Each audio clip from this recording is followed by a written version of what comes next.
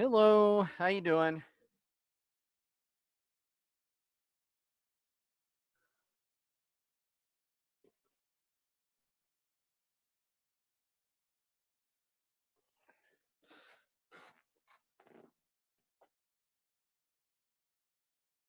What are you doing, buddy boy? Yeah, you gotta behave. Yeah.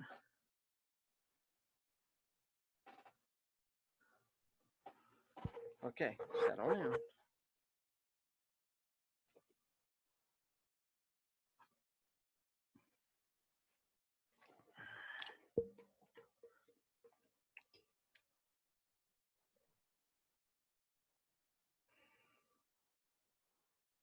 Now, okay, come on, Cody, over here. Okay, stay over here. Come on, over here. There you go. Now you gotta stay right there. Stay, stay.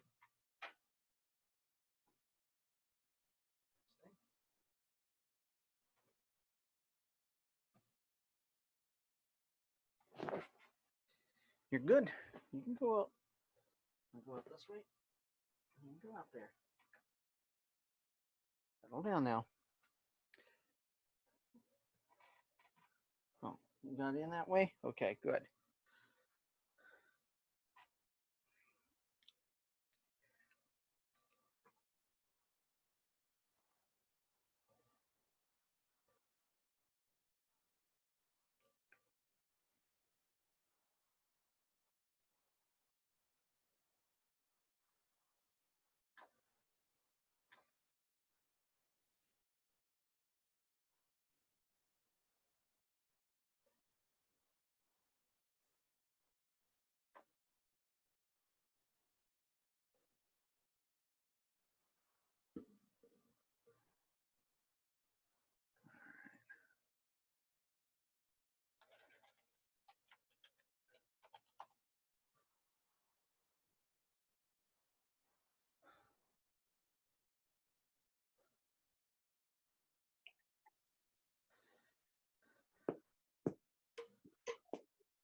Yeah, we'll be starting here soon. All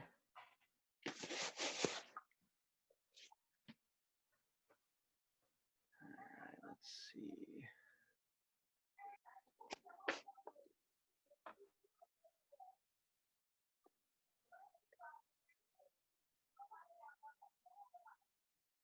Oh, all right.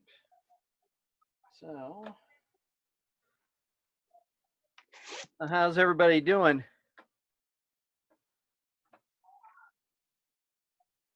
Hey, Ryan, doing good. This is Good. Chuck. How you doing, Chuck? Good, doing good, doing good. Good. Surviving, I take it. Yeah, doing the work from home thing. So, how about you? Oh yeah, work from home and then yeah, surviving. Kind of like working from home, but there's days when I'm like, nah, I'd rather be doing something else. But Yeah, it's kind of nice at first, but it starts to wear on you after a while, yeah, yeah, it's like especially okay, when it's really nice out right now. yeah, yeah, it's like okay, I'd rather be outside. Yeah. I mean, I guess I could move my stuff outside, but I think I'd be more distracted out there than anything. So, Yeah, I tried to do the laptop on my patio, but that I don't get much work done then. oh yeah, definitely. How's Cody there? Oh, he's doing pretty good. He's doing good. He's getting to be a big boy. Oh, he is. He's getting bigger and bigger, and yeah, I gotta get him out camping. Where'd you go? Oh, there you are. Okay, but you came around back. Yeah. Yeah. How you doing?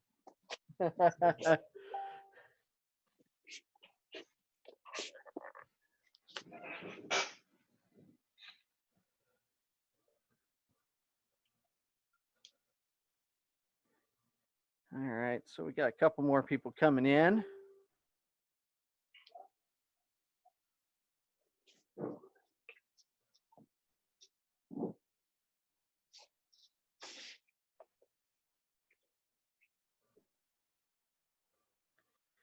And tonight's topic, we're gonna start off with the ham study stuff first, um, and then we'll talk about the field day because there's a couple things about field day that I wanted to bring up. Um, what? What? What are you doing? The toy? Huh? You got the toy? You got the toy? Yeah. Oh, Virgil and Frank are both joining.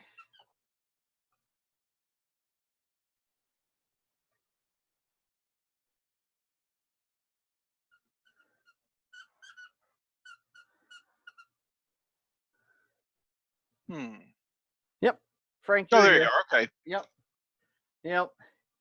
And then Virgil should be joining us here shortly. And let's see here. Vinny is not going to be able to make it tonight. For several, well, for one, he's a nurse, so he's working in a COVID sector in his little hospital area that he works in. So they've basically sequestered him to either work or a hotel room. So, and tonight he's working. So, but when you step back and think about it, he's doing about 70 hours a week right now. So, that's good overtime. So I can't blame him. And hats off to all those nurses and doctors and everything. That's everybody that's having to actually be involved with all that. Yeah. Cody, what are you doing? Oh yeah. Evan VZ. Hello, how you doing, Virgil? Awful hot here. Yeah, I see that. Yeah, you do know that it's Earth Day, not Sunday, right?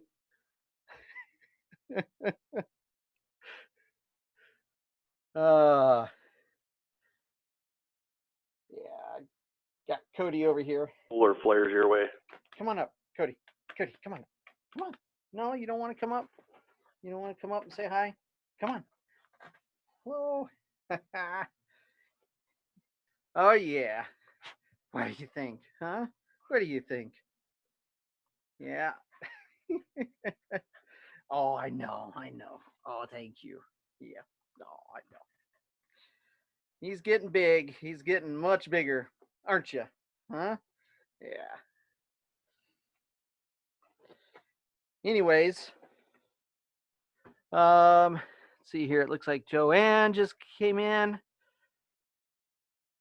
Thank you, Frank. Oh, is that Evan? Virgil?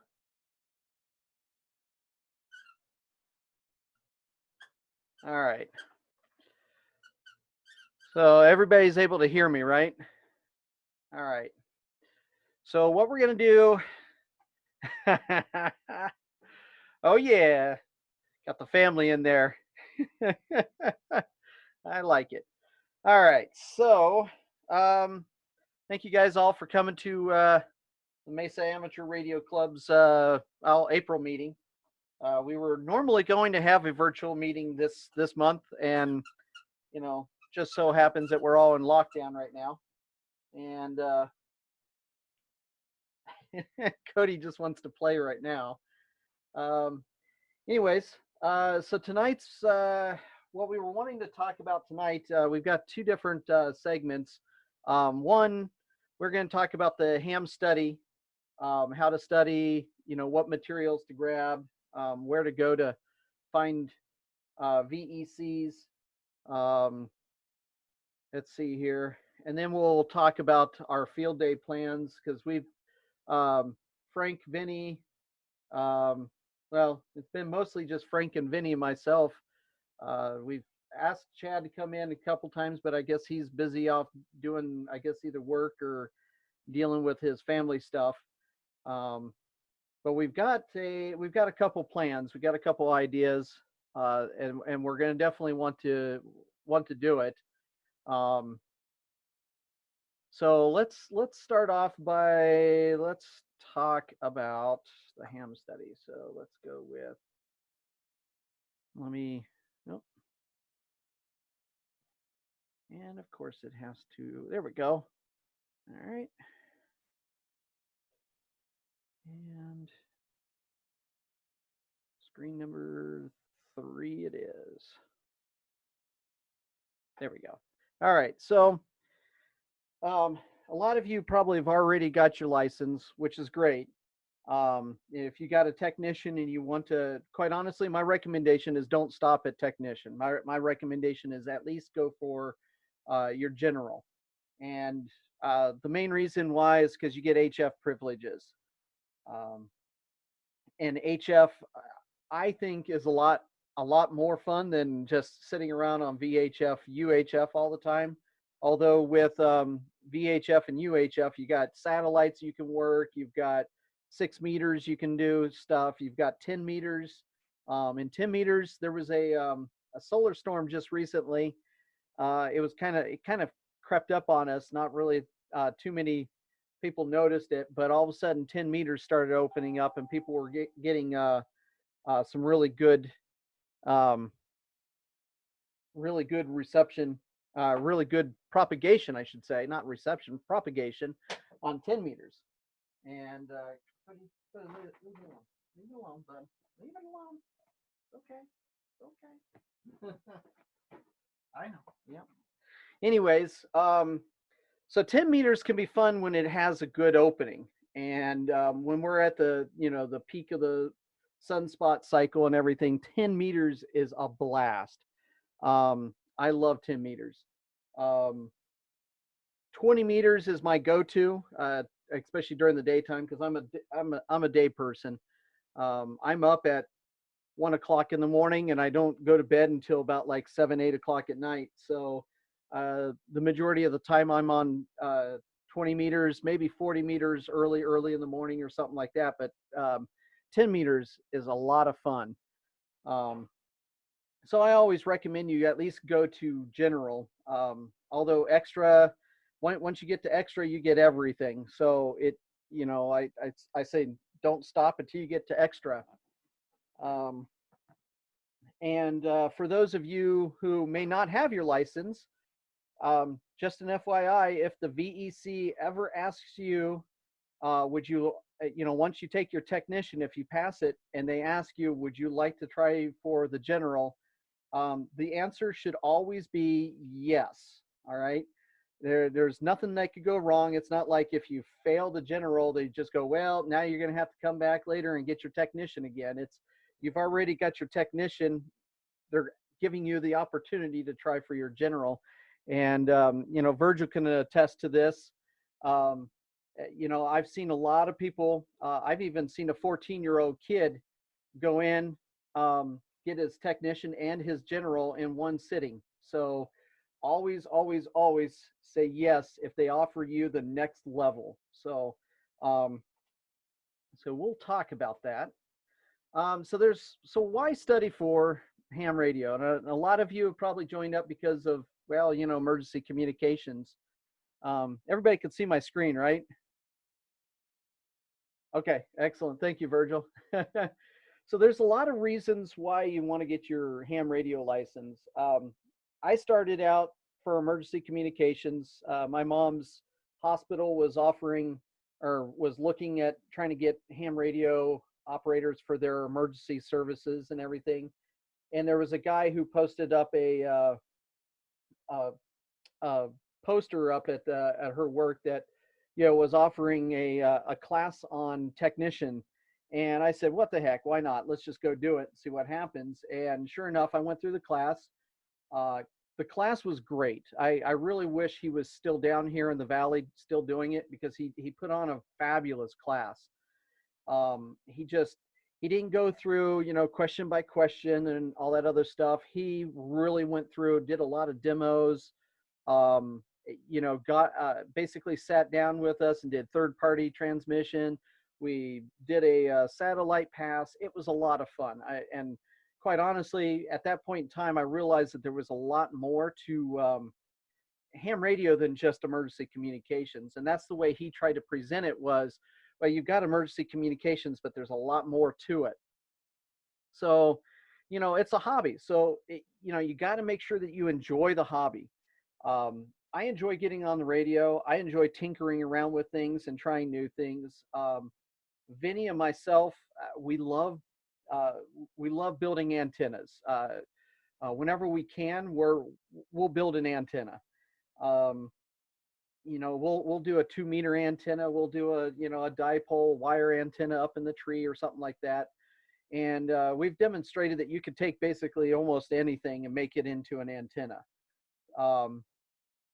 But there's a lot more to it. I mean, now we've got mesh networking going on. So if you're a networking guy or you love computers and you would like to be able to transfer FTP, the files via FTP, or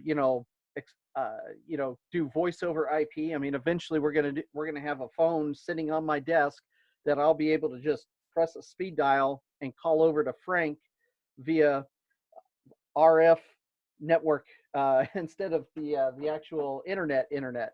So that's the plans that we've got going on, and we're just having a lot of fun with it. But at the same time, there's the other side of it, the emergency communications, and you can't just show up at an emergency spot and just be guaranteed that you're going to be able to do anything. You've got to practice it. You've got to get on the air, during regular times and talk with each other. Get on, practice HF communications, practice digital communications, and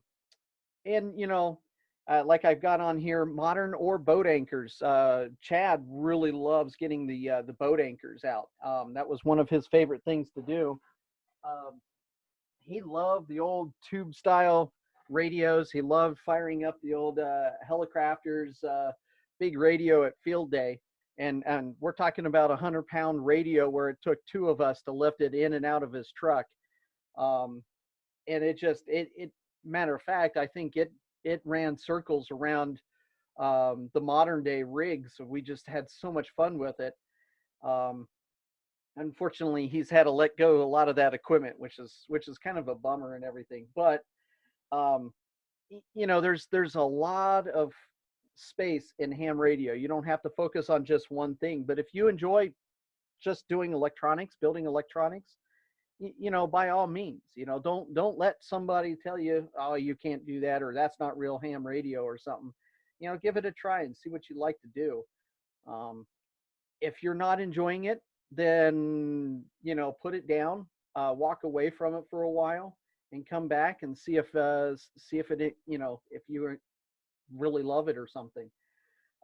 There's times when I'll walk away from ham radio for a couple months and I'll go do other things. I do gardening.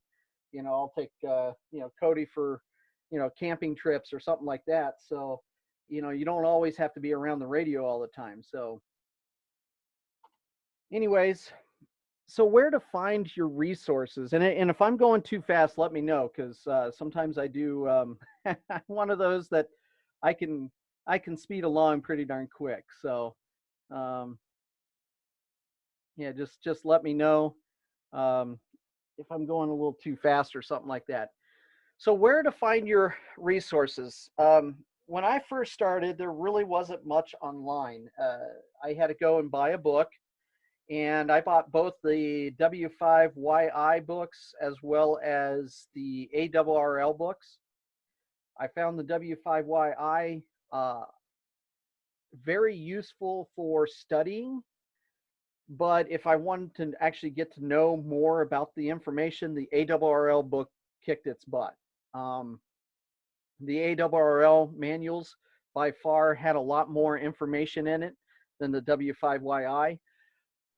So I used the W5YI for my nightly study. And then what I did is I would follow up with the ARRL books when I had time, or, if something, piqued my curiosity, or I was like, I just don't understand that.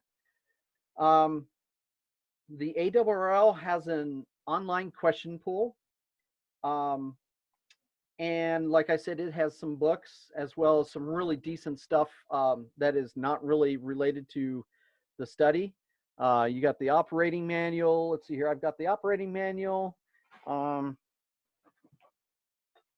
trying to think. Yeah, in the handbook. My recommendation is always pick up at least a handbook at a ham fest. Doesn't matter what year. The information, and I'll pull that up here in just a second here. Anyways, the ARRL has some really good resources, and I don't want to sound like I'm a commercial for the ARRL, but they've got some really, really good stuff. And you know, and quite honestly, if you guys ever have a question or something like that, feel free to shoot the ARRL an email. I've been getting about a day to 2 day response from the ARRL on basically anything. You know, if I ever have any questions or anything of that nature. But they've got podcasts. They've got a couple good podcasts. The latest one that they've got, I actually find well, really great for beginners. Let me put it that way. For some of us who have been in ham radio for quite a while, you probably might listen to it and go, "Yeah, I already know that. That's simple stuff." But quite honestly, they're really good. They've got some really good material there. And then the QRZ. QRZ was the only place that I had online to go to, and they actually have some really good practice tests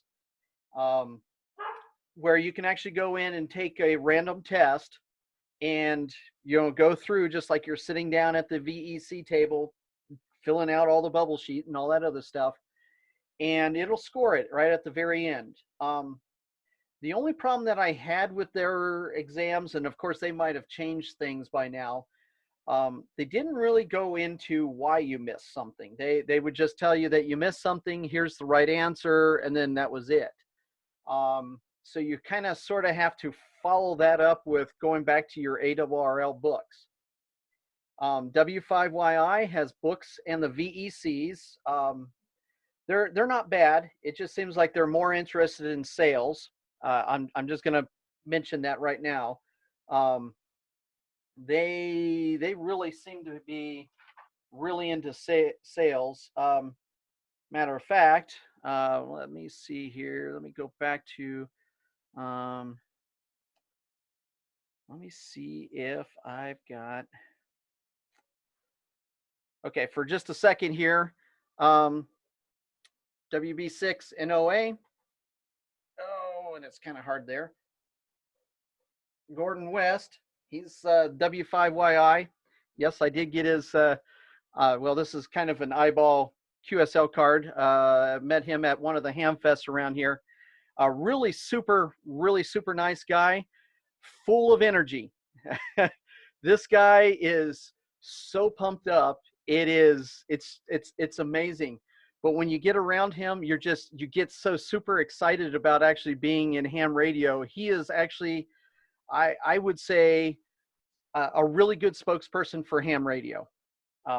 Gordon West. And you know what? I really like his books too. Yep, his books are really good. He's got some, a lot of his books come with like a little CD that you could pop in like your car or something like that and listen.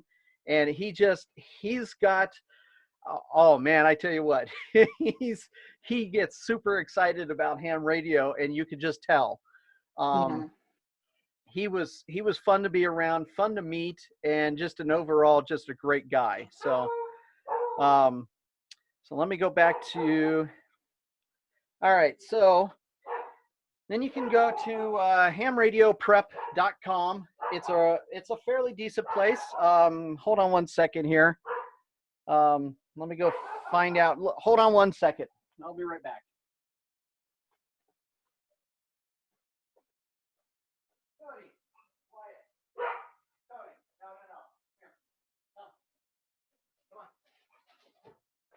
Come on in here. Come on in here. Sorry about that, guys. my neighborhood alarm system was going off there, so I had to. Hamradioprep.com is actually a pretty good site. I haven't really been on it too much. I've taken a couple of their practice exams, and they do actually a really good job because they actually kind of break down the test and let you know exactly where you've kind of missed some stuff. But recently, hamstudy.org, it has really come out on the top recently. And the reason why they've really come out on top is because they are working with a couple of VECs right now, trying to get the remote testing going on. What? Come here. Come here. Yeah. Okay. That's a good boy. There you go. Good boy. They've been trying to do a lot more with the VECs to do a little bit of remote testing and everything. And they've got it really kind of set up.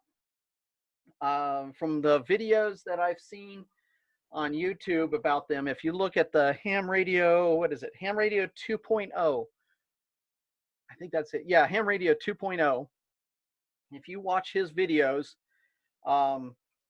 he did a interview with both the Anchorage VEC out of Anchorage, Alaska. And yes, I am a little biased being from Alaska. He did an interview with them on how they do their remote testing, because they were one of the first ones way back in 2014, I believe, is when they started doing remote testing for the entire state of Alaska. What's up, Virgil?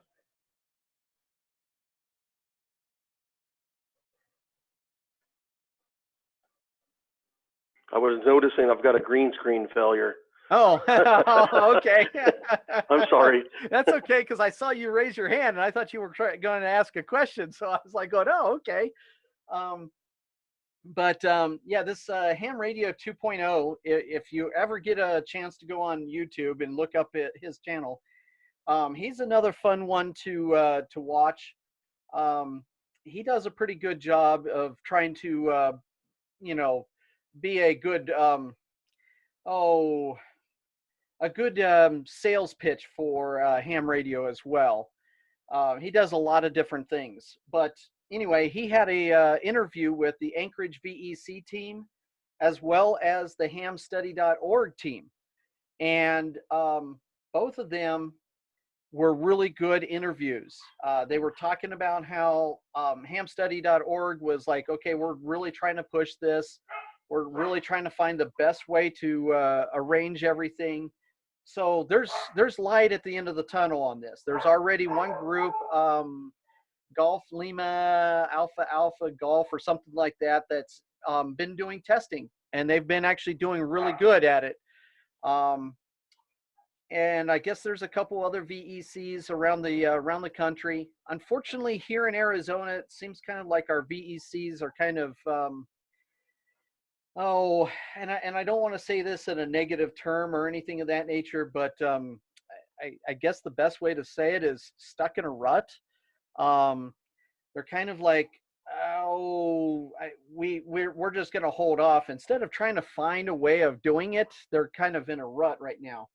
Although Rick pointed out that there's a group over in Glendale that has been using a sheriff's station, a substation over there, where you have to sign up ahead of time, and they only have like 10 or 15 spots or something like that. You sign up for it, and they give you a time and a location as to where to go. You show up, and then they've got it all situated so that everybody's 6 foot or whatever apart from each other, and they've been proctoring exams. So kudos to that group, that VEC group, for finding a way around this whole entire thing instead of just saying, well, we'll just postpone. I really wish a lot of the VECs out here would start to look at doing the remote exams. I think it would be great for, for one of the VECs out here to start doing.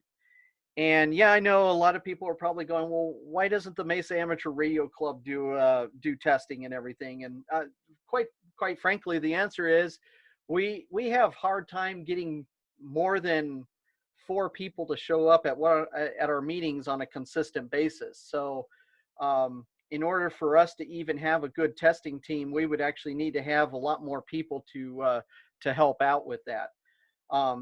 In the meantime, what we do is we always recommend the East Valley VE team or the DeVry VE team. I want to say Scottsdale's got one. And I want to say there's Laurel that's around here too. And I haven't really had any dealings with Laurel. But Laurel, from what I understand, is free. So you basically, you call them up or you send them an email, and what they do is they send you a meeting invite or whatever and tell you exactly where to show up for their testing, and you go there and it's basically free. So Yeah, what's that, Virgil? the Scottsdale Club just got back into VE testing. I don't know if they're doing it on a regular basis. Obviously they're on hiatus right now. The biggest Laurel club that I know is the Thunderbird Club is using Laurel. Okay. And they test off of I-17 and the 101 in North Phoenix. Okay. But they're on, they're waiting this thing out as well. Yeah. The hospital, they meet at I guess it's Honor Health now, but The John C. they Lincoln? they use a John C. Lincoln Honor Health room, and they obviously lost their reservation for a few months. Yeah. So, And that's to be expected. I can't blame VECs for saying, okay, let's just hold off. It's only going to be a couple months. It wasn't like it was, permanently put on hold for like a year or something like that. And quite honestly, what I've been telling people is just hold your horses. Just be patient, because once they start testing again, then it's going to be, they're going to have a lot of testing times. So, my yeah. I would add to that kind of what you were saying earlier is if you were studying for your tech or if you're studying for your general, study for that next level now as well. So, yep. So when the testing opens back up, you can go in and take your tech and your general, or upgrade to general and extra at the same time. Exactly. Don't stop studying. That's the key to it. Keep studying, and in the meantime, grab if Broadcastify has a couple of our repeaters. You can basically pull up Broadcastify and find our local repeaters here and just listen in on people's conversations. Or you can go to websdr.org, I believe, and listen into HF conversations. That's probably one of my favorite places to go. I'll put up a websdr.org website, and I'll find a good location, and I'll just pop in there and start playing around with some of the radios that they've got set up, and try to listen in, and they're live. They're 100% live. It's basically a little either a Raspberry Pi or another computer or something like that that's running basically a software defined radio, and then they just basically link it to the web, and you go on there and you listen in. So they're fun to look at and play with too. So so how to study. My recommendation is always get a book. And I know a lot of people are like, well, I've got a tablet, I can get the book off of there. I'm one that I prefer an actual copy of a book. I sound like an old timer, but there's something about actually holding an actual book in your hand that just makes it nicer. But you can do it on tablets as well. And what I recommend you do is, before you even start looking at the questions and everything, is go through and find the right answer and highlight it. Use a highlighter and go through and highlight the actual correct answer. And don't just highlight, the A or the B or the C or D or whatever it is. Highlight the full answer with the exception of the A, B, C, D, because those the A, B, C, D might not necessarily be in that same specific order. So if you look at question 1 and you go through the book, they may have the correct answer as A, but when you get to the test, it might actually be D or C or something like that. So my recommendation is highlight the correct answer. And the other reason why I say this is because that way when you're going through, You read the question and then you look at the right answer. Don't look at the wrong answers. Look at the right answer for the first couple attempts, because then you're going to start relating the question to the answer, and you're going to start recognizing, okay, there's quite a few questions that are going to be the exact same question, and you're going to have the exact same answer or something very, very similar. So you'll be, all of a sudden, the next thing you know, you might go through and start recognizing the correct answer when you go through there. And I don't necessarily say memorize everything, but look at the correct answer, because when you look at the question and then the answer, it's going to start making sense. And if you get the ARRL book, it goes into even more depth. It'll tell you exactly why that's the correct answer. And that's the reason why I recommend you get both books, because the W5YI you could use over at like your workspace or something like that. You know, when you go to work or something and you want to take a lunch break, you know, flip through and start, you know, studying the answers out of the W5YI. And then when you get home, then you can sit down and go through the actual answers. But to me, your license is just the gateway to learning. So don't get hung up on trying to figure out exactly why in the world this specific, yeah, what's up, Virgil? Oh, Oh, sorry. Yeah, so I was going to say one of the reasons I like that ham test online is when you sign in with your account, they use like adaptive learning. So the answers they get right, they'll keep showing to you, but the answers, they really hammer you with they keep hitting you with the answers you get wrong. okay. And that way you're, you know, you progressively get better and better by seeing, by correcting the ones you get wrong, you know, because you don't need if you know an answer to a certain question, you don't need to see that one 100 times necessarily. Yeah. They focus on repeating the ones you get wrong. Okay. So it's a pretty neat adaptive system that they have. Go. I'm not so familiar with the ham study, but I wouldn't be surprised if they have something similar. Something similar, yeah. They've done a really good job. So I definitely recommend that. Good point there, Virgil. And then my recommendation is take about 30 minutes a day, or several 30 minutes a day period, to go and do it. And don't like have to go, don't go through every single chapter. You know, do it one chapter at a time until you start getting comfortable with being able to answer those questions.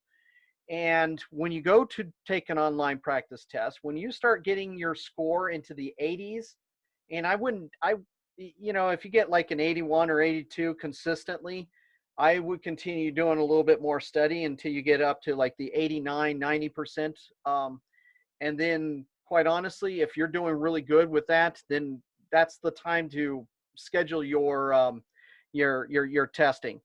And the reason why I suggest that is because you only need a score of, I think it's 70%. Okay. Like for example, my extra, I passed it by one question. All right. I was one question away from failing. All right. But my tech, I ended up, I think I got everything except for one question, and I messed up the question. And it was one where I knew the right answer, but I second guessed myself. So my recommendation is keep taking those online practice exams until all of a sudden you've got like 80 to 90% on every single practice test you take, and then schedule your exam. And like right now, my recommendation, if you're starting to score in the 80 and 90%, start studying for the next level. So if you're a general, start studying for your extra, because you never know. So now, during the non-COVID-19 days, on normal basis, you might find clubs who do classes. We've done a class a couple times, and we've actually done a really good job with it. We've had, I think on our first one, we had I think everyone with the exception of one person passed, and I think we had 25 people in it. So that's a fairly good, representation of what you'll see in a class. And I think the only reason why that one person didn't pass was because he didn't actually study. He just thought that he was going to be able to just go into the test and actually pass it, and he failed. So again, my recommendation is study, study, study. So, anyways, we've tried to do classes, and the problem with classes are the only time that people can take classes are usually on the weekends. So trying to find a good free place to go and actually do a class and do a class on a regular basis. And we're not talking about like once a month. We're talking about like, 3 weeks in a row or something like that. It gets difficult. You might have to, some classes might end up having to go to, a hospital or something like that. And I don't really have all the connections to get me into some places to get me free, free places to do classes and stuff. My Elmer was LDS, so they had they basically held it in a couple of the LDS churches around here, and it was a great place to have it actually. So if you can find a local LDS chapter that's doing classes or something like that, I definitely recommend it. So so finding locations, w5yi-bec.org, Laurel, laurelvec.com, and then of course the ARRL. And I know a lot of you are probably going, "Oh, I'm tired of hearing about the ARRL," but I like the ARRL. They've done me right, so I'm not gonna fault them. They do a good job of listing things, clubs, where to find your license exam sessions. That's where I found mine. So dig around. If you have questions, always ask. We'll definitely answer. I'll try to find the right answer. And a lot of times, especially if you're asking something really good and technical, a lot of times, I might ask, okay, have you tried Google? But there's a lot of questions that you can't just answer over the phone or, via email. A lot of times you have to find a good video source on it. And that tends to be a little difficult. I have really good skills of searching YouTube for some strange reason, and I can find a lot of different things on YouTube. So don't shy away from YouTube. YouTube is a great resource. Sometimes you'll end up running into things that are a little that show the idiosyncrasies of ham radio, and try to stay positive. Is what I'm going to try to say. Because there's been a couple people that have contacted me lately saying, well, why in the world should I even get involved in ham radio if, people are being treated like jerks and everything. And, I have to apologize. And I say, that's not everybody. So anyways, I kind of got off track there. But if you have a Hey, question, Ryan, I'm Yeah. sorry you have to field all those complaints about me. Oh, well, it's definitely not about you, Virgil. So it's a lot of them are other people. So so it's definitely not you, Virgil. So Virgil, he does a lot of, well, he's our PIO for the ARRL down here in Arizona, and he does a wonderful job. He's the guy who lets us know when well, he actually introduced the ham radio license plate bill and got that passed. I don't know how much money he had to pay each one of the legislators, but he got the pass. And there's other things out there that he does. He does a really good job of it. If you ever see him out at one of the events or the Ham Fest, definitely stop by and say hi. He'll definitely help you out. So don't be afraid to ask Virgil. I just stay active. Oh yeah. I haven't done anything alone. No, it's been with a lot of other help too. Yeah, well, Rick's done a good job. I'm not going to complain about Rick. Rick has done a really, really good job. Um, let's Yeah, see nobody's here. going to do anything by themselves, so I don't want to take single-handed credit for anything. No, no, there's actually our Southwest division seems to be very active lately. So as well as Texas, it seems like for I don't know why that's all happening, but there seems to be a lot of ARRL chatter about Texas and well, California and Arizona as well. So um, they stay busy. That's for certain. So anyway, does anybody have any questions or anything like that? Ryan, this is Chuck. Yeah. So are you going to go into a little bit about any of the online testing? Because I guess I'm studying for my general, and I've been using hamstudy.org, and the Okay. app really works great. Okay. But I think I was studying when we did the winter field day, and that's, shortly thereafter, with the COVID and everything, I kind of just put everything on pause and quit studying, so I kind of need to get back into it. But I've been looking at the online, I guess, option, but it doesn't sound like it's really rolled out to the public quite yet. And the way I kind of understand it is they're using video cameras to watch you while you're taking the test online. That is correct. Because they don't want you to cheat. And so what they're doing is they're using the video camera, and what they're doing is they're making sure, first off, what they're going to do. And I've done this for a couple of my professional tests and examinations that I've done. What they'll do is they'll have you take your video, your webcam, and kind of show the room that you're in, and let them see that, okay, there's no laptops being open or books over, out of view or something like that. As well as no cheat sheets or anything like that, that the room is clear, that there's nobody sitting over in the corner, whispering exactly what the answers are and everything. And then once that's all done, they're going to set it down so that you're facing the camera and everything. And then they're going to go online. Hamstudy.org is going to be doing an online exam. So they're going to give you a link to a website. So you go to the website and you're going to go through and you're going to click, and you're allowed to have a scratch paper. So you can write things down and everything and make sure that, like if you need to do math or something like that, because there are math questions, just an FYI, and it's not like, okay, what is 1 + 1 or anything like that. It's what is the wavelength of, 20 meters or something like that. So you might have some math that you might need to do.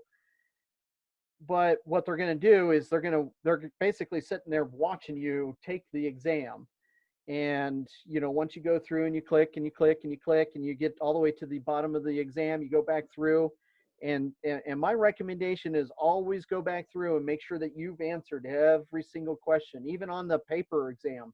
Make sure that you filled in every single bubble, because, if you forget to fill in one line or something like that, you might have been going, question 1, 2, 3, 4, 5, 6, 7, 8, 9, 10, but you somehow accidentally moved and bumped everything down by one.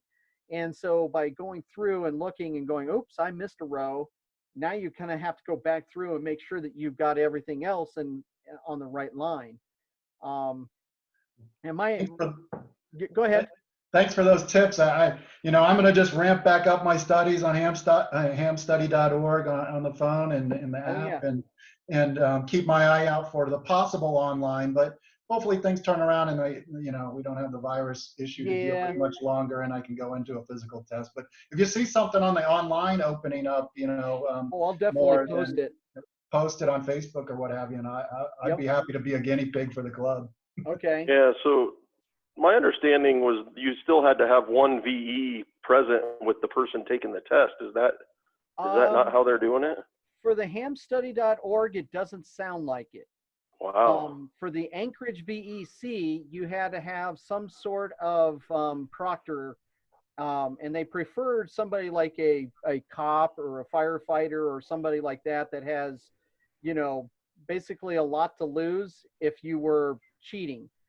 But they also want somebody who can kind of basically watch and make sure that you're doing everything right as well. And the Anchorage VEC will allow somebody with a general or a extra class be a proctor, but they kind of sort of have to go through and make sure, and I don't necessarily say a background check, but they kind of sort of have to make sure that everything is all in a row, that, yes, he has a valid license. Yes, he is who he says, and things of that nature. Yeah. But, that might change. The hamstudy.org might sit there and say, no, we actually need to have an actual ham in the same room or something like that. So, Interesting. yeah. So I don't know if you want, I can offer my perspective as a team lead.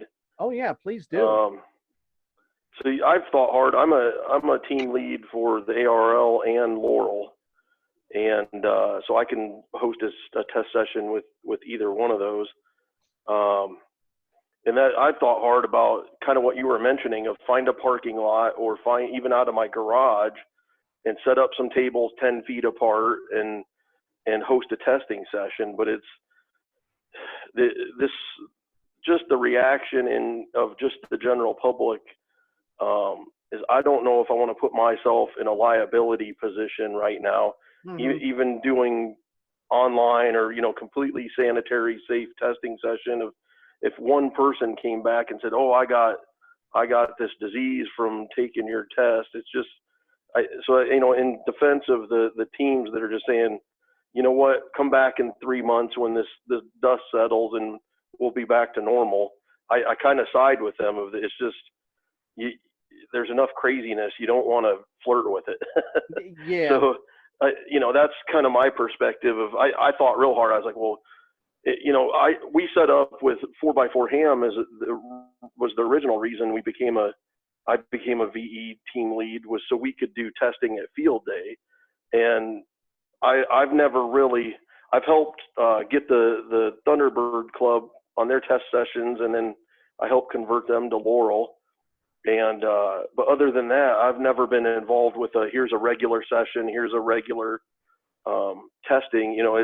I've always been, I'll come to you. If you've got a class, I'll come in on your last day and do your test session for you.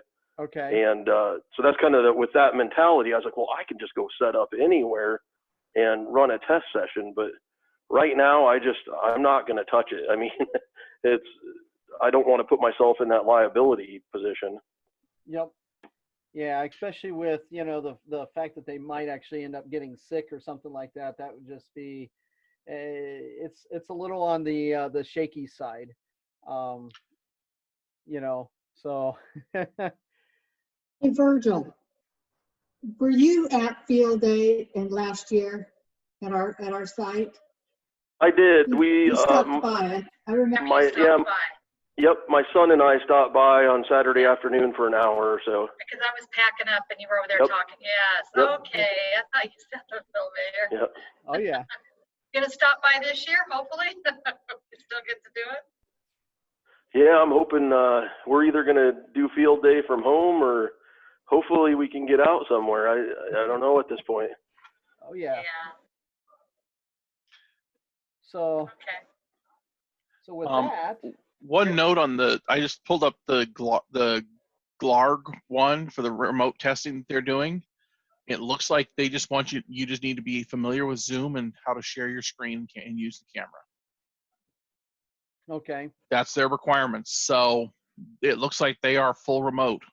Okay. So that's definitely interesting.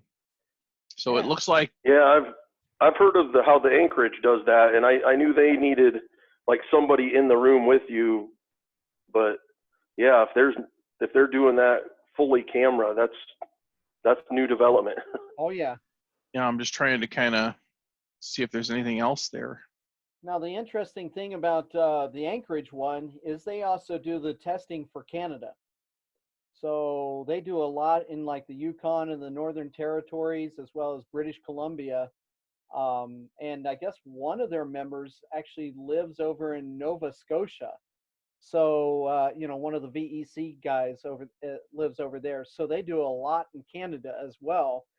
And they actually had to, I guess they didn't really, I guess they approached the FCC with, hey, listen, it just says right here that, somebody must be present. It doesn't, or must observe. That's all it says. And they got that all kind of situated and everything. So I thought it was kind of interesting that Anchorage opened up to basically allow everybody in what we call the lower 48 to do this.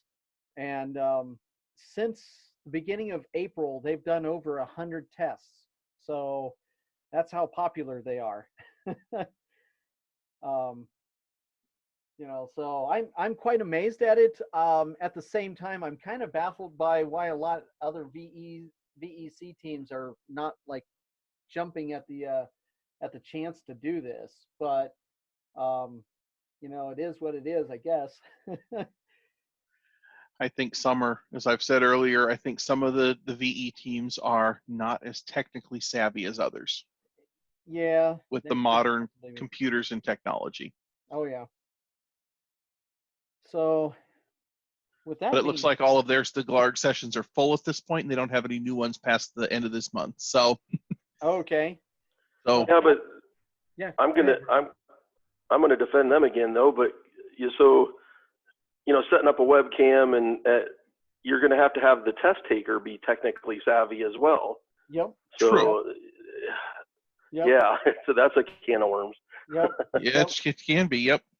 Yep. But I think because there were sessions available for the Glarg group earlier today, but I think word kind of spread today, and it looks like they filled all of they had up pretty quick. I'm sure. Yeah. And good for them. I'm glad that somebody's leading the way and actually trying to do something different. It shows how kind of adaptable we are. This hobby doesn't have to stop just because of some crazy virus or something like that. So I'm glad that they're looking into it and starting to change things. So hopefully if something else comes up, if you stop and think about it, there's a lot of small towns outside of BFE that Wyoming, for example, it's like I think they've got a couple clubs up there, but if you live out in the middle of nowhere, would it be feasible for somebody to drive like 2.5, 3 hours in to take a ham radio test? Whereas if you can offer a remote testing, why not? I think it's great. So, and I'm glad that Alaska led the way. Yeah. So, and all right. So, any other questions or anything? And Chuck, you better keep studying. I am. I'm ramping it back up. All right. Good. Get that book back out. Get up on the online. Start studying because, we want you to be, at least general, if not extra, by the end of the year. So. Well, field day. My goal is by field day. So. Okay. That's a good goal right there. That's a good goal. Thanks. So and that's the one thing that I've always encouraged people to do is try to learn something new. Because that's the one thing that I have fun doing is, most of you know that I don't do the same thing over and over and over again. I always try something new. This club started out as, meet down at the local utilities center and meet on a Monday or whatever.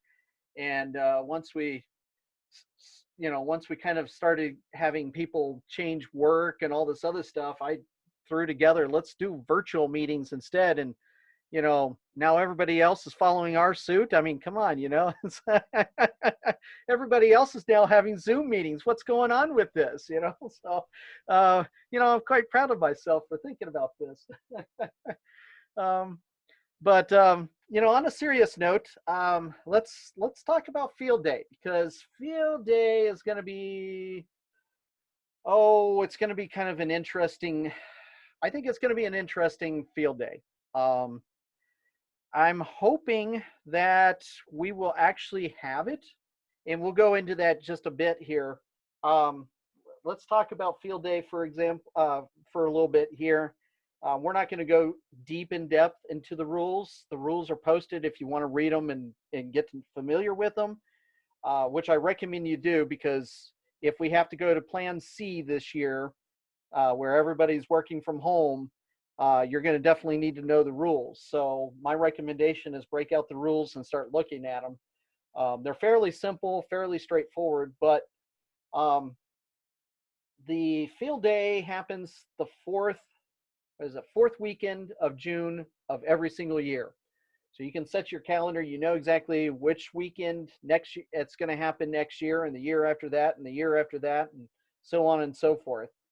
I love field day, and the reason why I love field day is because, well, you get on the bands and you can't find.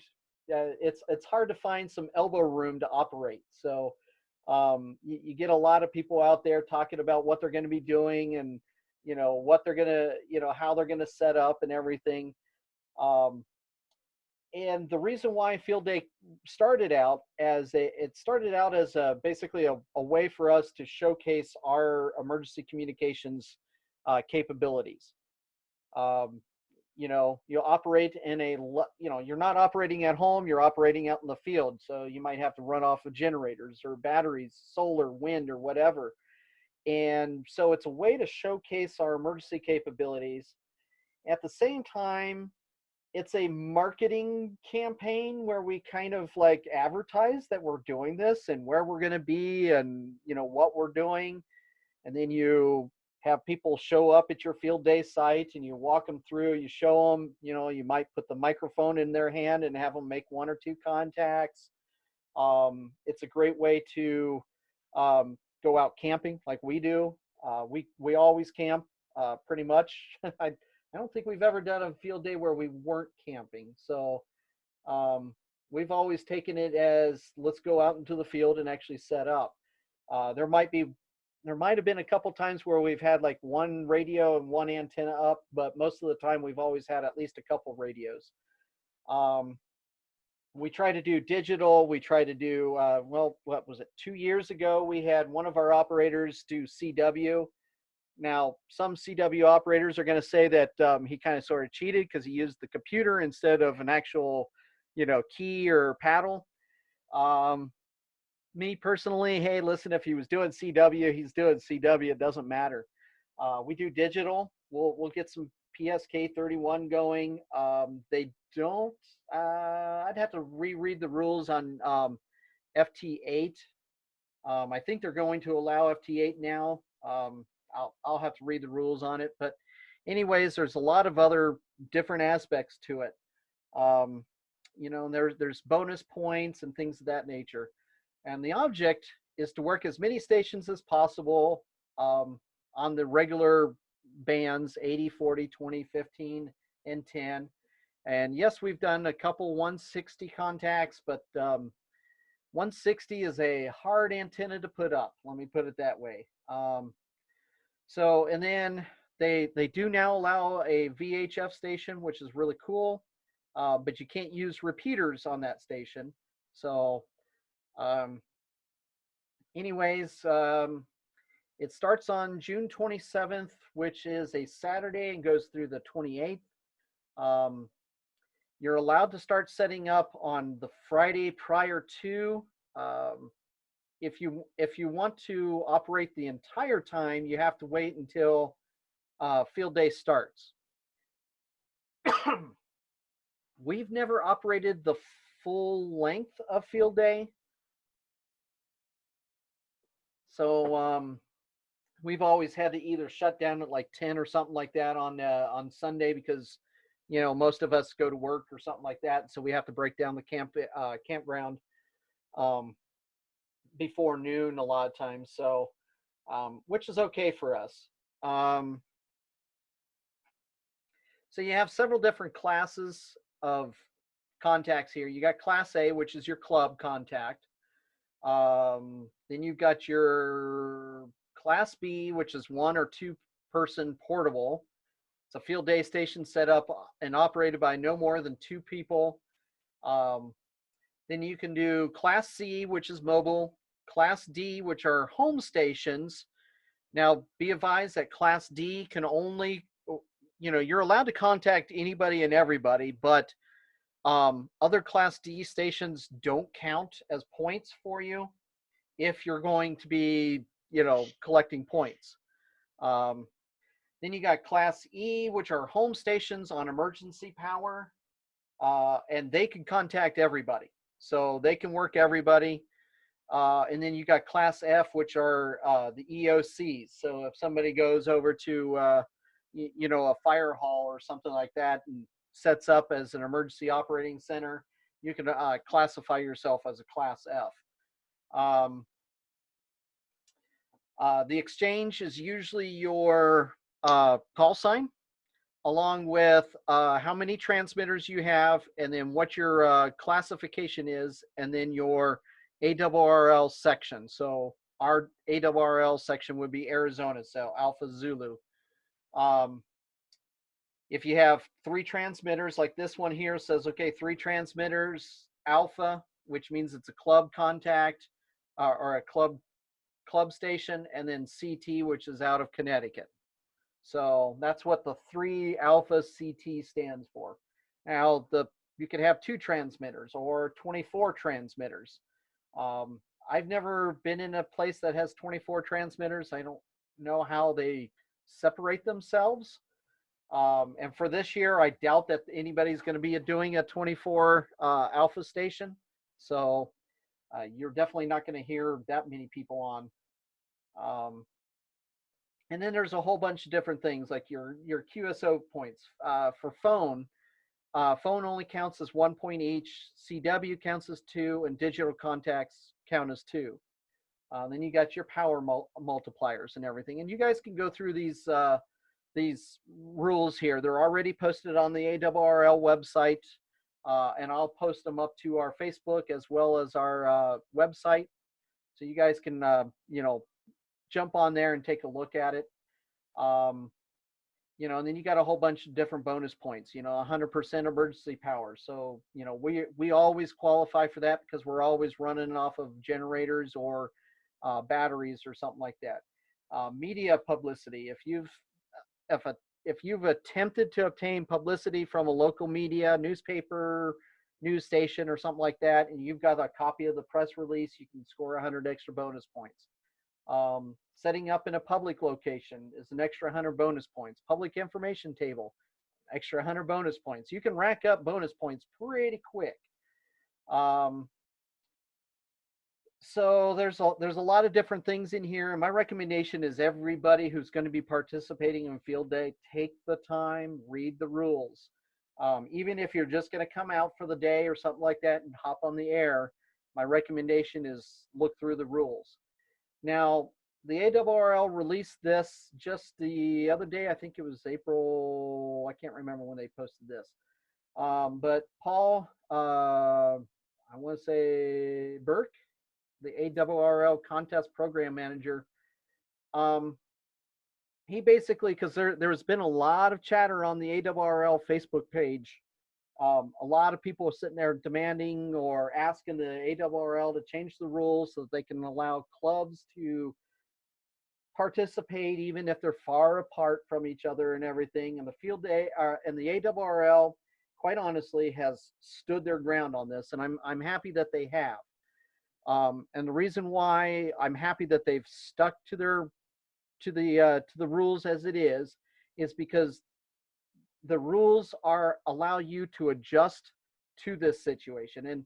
And quite honestly, in an emergency situation, you're going to have to be the one that adjusts. You can't sit there and say, well, you know what? I don't want this hurricane to hit me square on. I want it to skirt around to the west of me instead, and the hurricane is going to obey you. It's, so you got to think about, okay, in an emergency situation, what can we do? So we have to adjust to the field day situations. So, so they've been addressing this quite often, and I'm glad that they finally kind of just basically put their foot down and said, nope, we're not changing. So the one thing that they have changed is they will include club names for all participating stations in the published results in December via the what is it, the QST magazine. So basically the efforts of your club members can be acknowledged, but they are not going to aggregate the club score. So in other words, Joanne, Virgil, Ryan, Chuck, Frank are all operating, and we all turn on our logs and everything to the ARRL saying that we're part of the Mesa Amateur Radio Club. They're not going to combine all of our points and make it a club score. It's all going to be individuals, but they will say, okay, you know, Orion Thrower, you know, with the Mesa Amateur Radio Club, you know, scored this many points. And I'm glad that they stuck to that. Because quite honestly, then it destroys the whole entire reason for even having all the other categories, because then we can all just participate throughout the whole entire countryside. They said, consider having an intra-club competition among members, seeing who can make the most contacts during the event. You know, we can always come up with some weird, wacky award prizes or something like that. And this is one thing that we've discussed, and we'll talk about that here in a bit. And we'll talk about how that would probably work if we were to do something of that nature. Let's see here. Let's see here. One club is planning to conduct their field day as a 4-transmitter Class A club group, where participants spaced to comply with social distancing guideline within the 1,000-foot diameter circle. And this is the key to it, is because 1,000-foot diameter circle, that's a huge amount of space. You can easily put 4 transmitters. I mean, we always operate in about probably a quarter of that every single year, and we're always spread out. So even with the social distancing guidelines, you can still fit 4 stations in there, you know. So as long as you can get out to maybe a campground or a park or something of that nature, you can still do a club station. It's not, you know, dismissing club stations. And then there was another club that's planning on setting up a remote controlled station, because the rules allow it. It doesn't say anything that you can't, you know, have a remote station over in, say, Maryland or something of that nature. You know, so long as all of your equipment is, and the transmitter is all within 1,000 feet circle, that's all that really matters. So it's kind of interesting how a couple of these clubs have gone, hey, listen, let's think about this. So I'm kind of happy that they're sticking to their guns on this. So for us, let's go into this. So field day obviously is June 27th and 28th of this year. Let's see here. So plan A, if everything is normal and we come out of our hibernation, I'm going to call it hibernation, not quarantine or lockdown or anything of that nature. It's a hibernation. If we come out of it and we're allowed to do whatever we want to do, we're going to, plan A is to keep on doing what we're planning on doing. Nothing has changed. We haven't been told by the Forest Service that the campground is no longer allowed. They haven't sent our check back or anything of that nature. And right now, everything is looking to kind of sort of slowly come back to normal before then anyways. I mean, we're talking 2 months out. You know, it's today's the 22nd. So yeah, you're looking at, you know, basically 2 months and like a week before field day. So a lot of things can change before then. And we've been through changes before. We've had forest fires up on the rim that has closed a couple of our dispersed camping sites before, where we've had to change spots and everything. And the best way to find out exactly what has been changing is our Facebook and our website. Those are the 2 best places. So where are we planning it this year? we'll get to that here in just a second. Oh, okay. And everything is starting to look more towards like this is what's going to happen also. I just saw another rumor that says they're going to kind of start easing the campground restrictions starting May 15th. Okay. So that's something I just saw now. So that puts us well in a month in advance. So Yep. it's looking good. Yeah. Yeah. Well, just be aware that they have restricted all Forest Service parks from fire, Yeah. having Oh, or things like that. Yep. Yep. Being up here in the mountains, I have my radio going pretty much 24/7, and I can tell you we already have had at least a dozen or so untended fires, some that have already caused some damage. Okay. um, Yeah, and then there is a forest fire to the east of me over in Hewitt Station, Queen Valley area, Mhm. just past Gold Canyon, and it's like 400-acre forest fire right now with 0% containment. So, we're already in that threshold where we're going to start seeing, fire restrictions, and like we've already said, they're already in place right now. So, typically during the summertime, we don't really do a fire anyways. If we do, we've got a couple members that have the propane fire pits. So, if push comes to shove, if we want to have a campfire, we'll bring one of those out with us. Um, and we always practice a little bit more on the cautious side anyways, because, we don't want to be known as the club that burnt down the forest. Uh, that would be bad press. If all the other clubs, if any of the other clubs want to do that, that's fine with us. We don't want to be that club. So we take fire restrictions and fire rings and stuff of that nature to heart. So, we see what the damage does, and quite honestly, it's just embarrassing. Um, and with today being Earth Day, we might as well just go right ahead and just say, let's practice that as it is. So, I really doubt that June 15th or all of a sudden, unless we get a ton of rain in between now and then, I really doubt that fire restrictions will be lifted by then anyways. So, I expect these to stay in place until August. yeah, at least August, if not into September. So, Yep. So plan A is basically we're going to be camping at Long Valley Work Site, and I'll show a map here in just a second. Let me grab the map. Actually, I think I already have. Well, we'll see. Thought I already had it up, but anyways, we're going to be at the Long Valley Work Site, which is quite honestly within a short walk of Clint Wells. And Yeah, it'd be a hike. It's about 2 miles. yeah, it's not too bad. You could probably do it in about an hour there and an hour back if you were walking. So, yep. We're not going to be at the Moki Group Campground like we were last year, primarily because, well, last couple of years, let's just say we've had noisy campground people around us. And Long Valley Worksite is a single campground for one group only. So if we want to run generators 24/7, we can. We don't have to worry about, our neighbors or anything of that nature.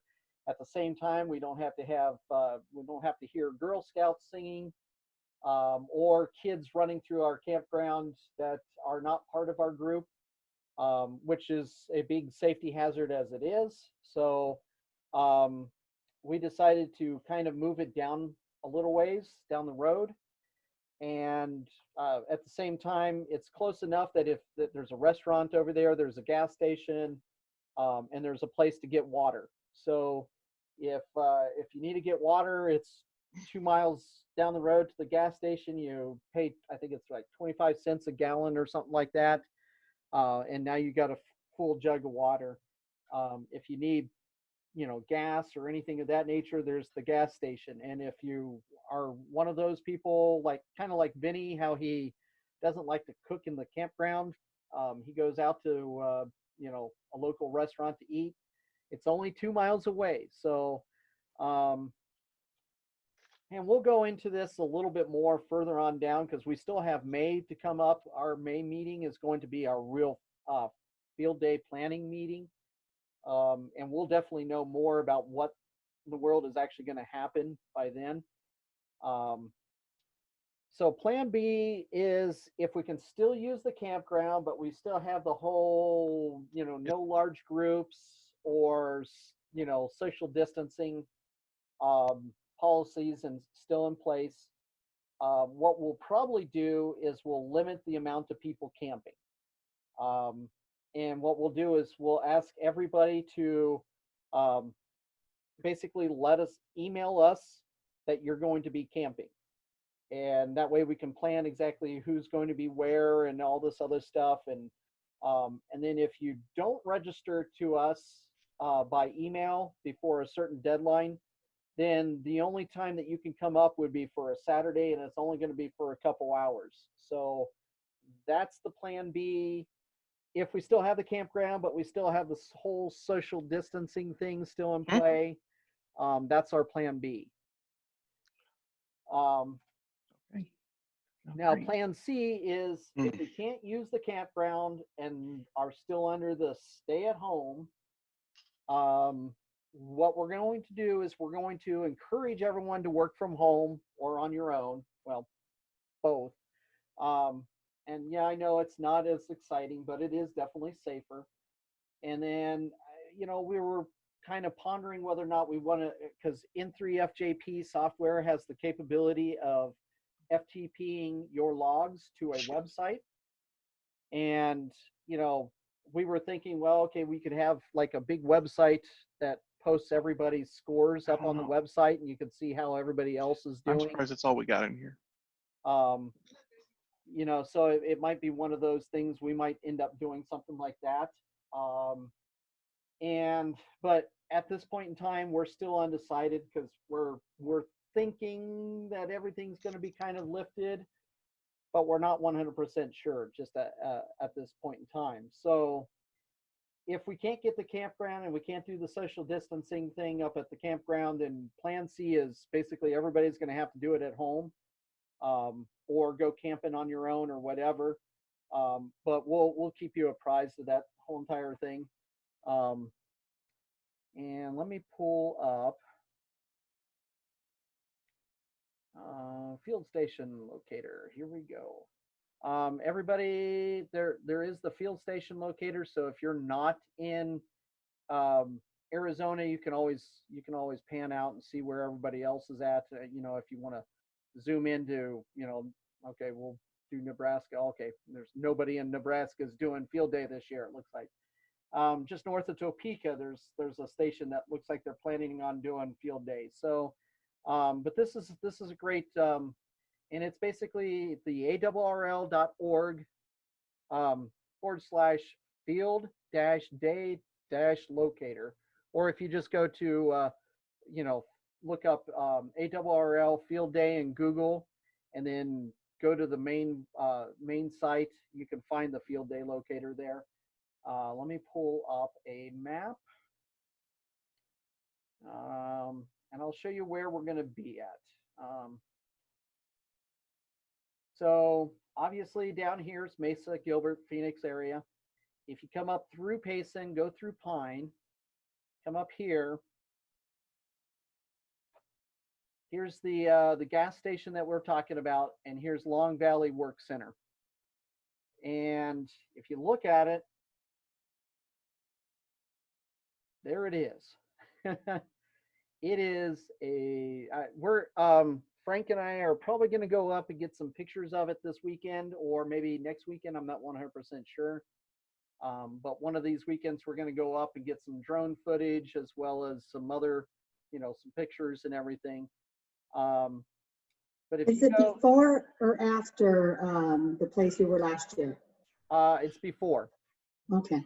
So you come up 87, and before you get to the actual gas station over here. Is that where they have the restaurant too? Yep. Yeah. Okay. I see. So if you look here, here's the gas station and everything. The little restaurant over there. Okay. And just just so you guys know, this little building right back here is actually the post office. That is the major metropolitan area of Clint's Wells post office. But if you look at it, so here's the Lake Mary Oh, Road okay. turnoff to go up to Flagstaff. But right before it is Forest Road 141. And I'll plop myself right down on that. We'll pretend like we're, so this is north towards Moki Group Campground. Okay. And if you look over here, there's a wide open valley here, and then there's this gate was closed because at the time when they drove through, there was that forest fire that was over here, and so they had all this section closed off. But this gate should be open, so you pass through the cattle guard, and you drive straight on back and take 147E, and we'll post these instructions up on the on Facebook as well as the website. Then you come down here to, and yeah, they don't have the picture of it, daggone it. But it's got restrooms, but it doesn't have water. So, and I think it has trash. Am I correct? It does have trash, yes. Okay. And you can also take 147E down lower too and come up. Yeah, true. You don't have to go all the way to the gas station. Yeah. So you can always Or take 147E. 147E. Yep.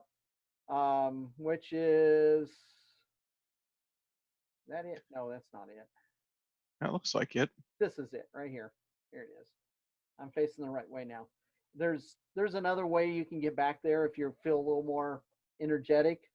So you come back here. And, yeah, go ahead. One thing I've also noticed is as we've been driven up to Moki, you've noticed this area appears to be a little bit wetter and a little bit greener than Moki. Yeah. Oh yeah. Because we're a little bit higher elevation right here. So we're going to be a little higher elevation than Moki also. So it's going to be what I'm hoping is a little cooler and not as dry and arid. Yep. So that should be nice. So here's where the Moki is right here. So it's further on up the road. You come up past Lake Mary, you come up through here, and then you pass the Blue Ridge Reservoir, and then you come around the corner, and then you got this one road 138 that comes down. And obviously this is where we normally sit at. This is our normal place. But if you take a look at the distance that we normally use, we're in a 400-foot circle. So, you know, we can fit 4 transmitters in a 400-foot circle perfectly fine. All right. And for any club out there that has a problem fitting 4 transmitters in a 400-foot circle, they might want to do a little bit of thinking about what they do. But so it's, you know, we fit in a 1,000-foot circle fairly easy. But if you look at this place, I mean, it's just you drive right down here, and then all of a sudden you come over here to the Mustang gas station, and these people are friendly. They're very nice. It does get busy, and from what I understand, the cafe is actually pretty decent as well. So, you know, if you want to get some good grub, there's a good place right there. And then check the link. Check the link I put in chat. Oh, okay. It takes you to the Forest Service map, and it shows both of them on there. Gotcha. Oh, let me kind of gives you. It's more black and white, so I think it might be clear. Yeah, there we go. So you got Moki, the Blue Ridge Campground, which is kind of confusing because it's not even next to the Blue Ridge Reservoir. Then you got Rock Crossing Campground, which quite honestly, I wish they would change the names on these, flip them. But anyway, that's neither here nor there. But now you can see exactly where it is. It's down FR 144. And then, so that's where we're going to be at this year. And if you really zoom in here, there's a couple buildings in here, but the buildings we can't go in.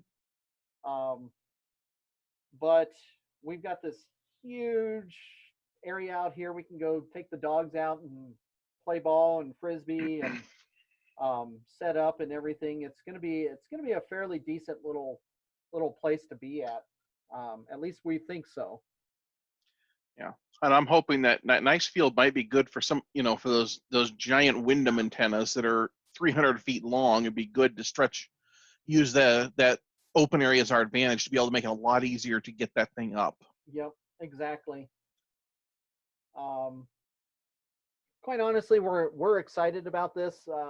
Frank, Vinny, and myself have been talking about this for past 6 months at least. Yeah. And we're always talking about it. And we're always asking, okay, is it field day yet? Because we love field day.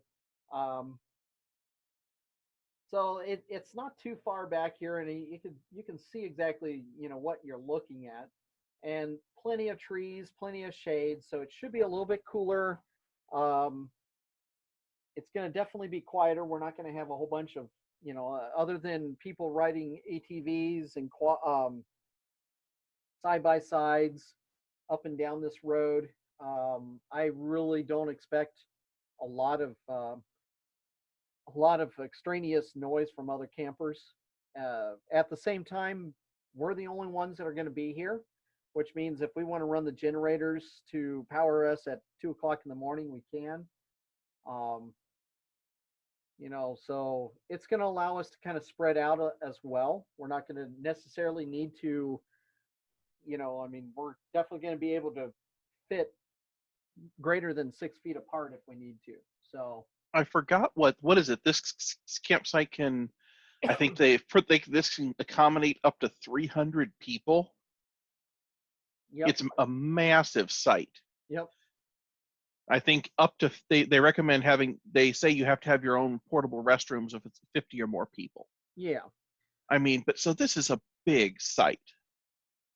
So we do have restrooms and we do have garbage. The only downfall is no water. So we're always going to have to probably go in and pick up water at the local store. Not too bad of a deal if you ask me. And with the price increase, it's the same. We're paying the same price as one of these loops in Moki. So we've got a lot more area to be in, a lot more area to spread out for the same price. So quite honestly, I'm quite happy with moving over there. We've actually wanted to move over here, but at the same time, we were kind of worried about the water situation. But I think now that we know that the gas station actually has water, we can easily do this. So yeah, that's kind of one of the things we were talking about it last year, and I made sure to stop on the way home to see, okay, how does can we buy water at the gas station to confirm it? Yep. So that's always going to be a bonus. So I'm quite happy with that.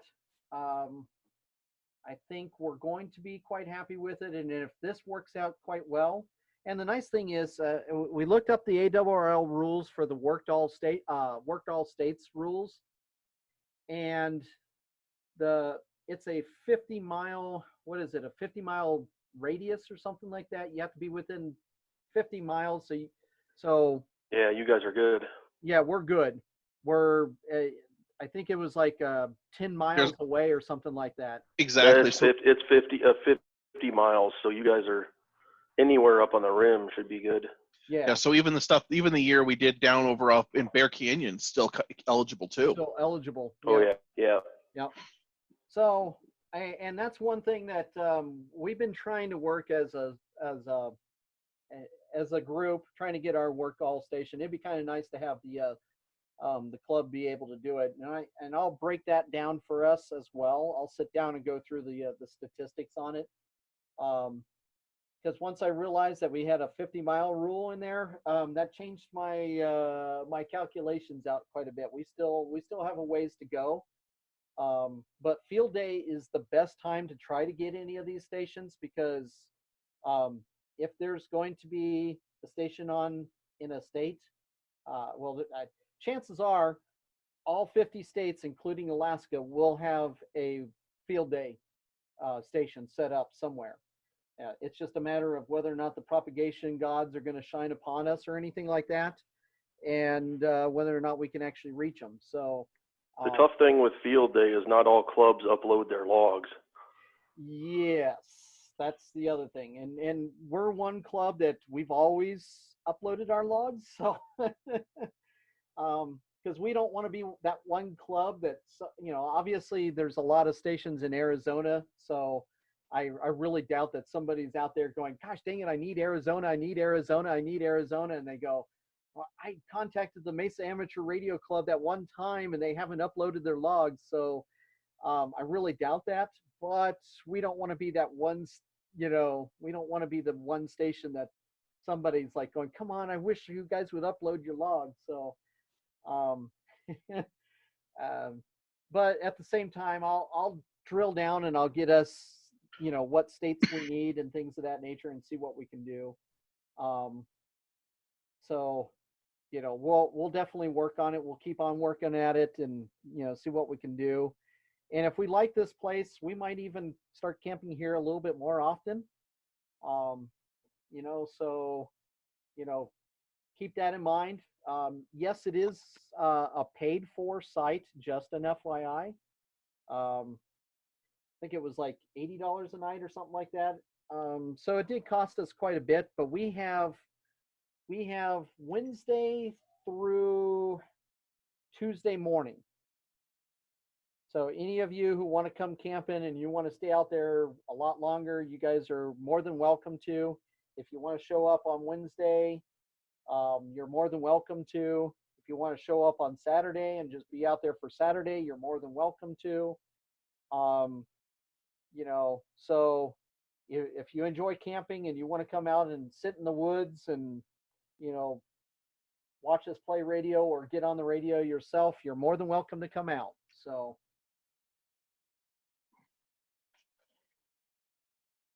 any questions at this point? No questions, but I'll have to talk to my other half because we have like 50-gallon water tanks that we have access to. If we're doing this, we could probably help you.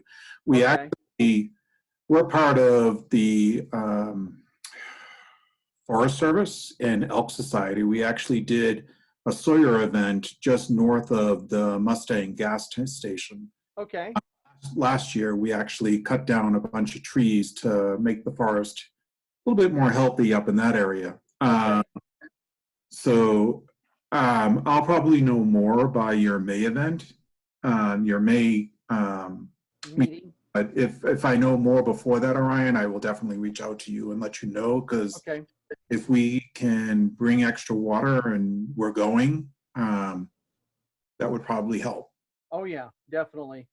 I also have quite a few of those, like the 6 or 7 gallon jugs too. So yeah, we use those for our regular camping. But when we were hunting, it was we have a friend who has those big, like it friggin' said soy sauce on the outside, but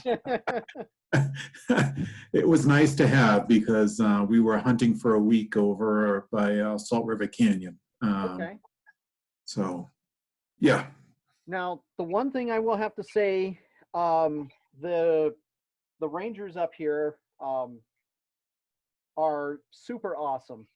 I don't know if you've ever had the chance to actually meet any of them, but Amelia up there, if you guys ever have questions about anything in the Mogollon area for the Coconino National Forest, give the ranger a call up there and talk with Amelia. She is a sweetheart. She, she gives us recommendations. She talks to us. And I think it was last year, or it might have been a couple years ago. She actually called me on a weekend, which was kind of surprising because they don't normally work on a weekend, but she knew that there was going to be some upcoming changes to some things. And so she gave me a call on a Saturday and chatted with me for a little while. So if you guys ever have questions or anything like that, or, want to talk to somebody or anything of that nature, definitely give them a call and talk with Amelia. She is a sweetheart. That's all I'm going to say about it. So, and they're right here. I don't know if anybody realized this or not, but you know, where we were camped at last year in Moki, they're right up the road from us, and they definitely welcome visitors stopping in and everything. They're really super cool. So anything else?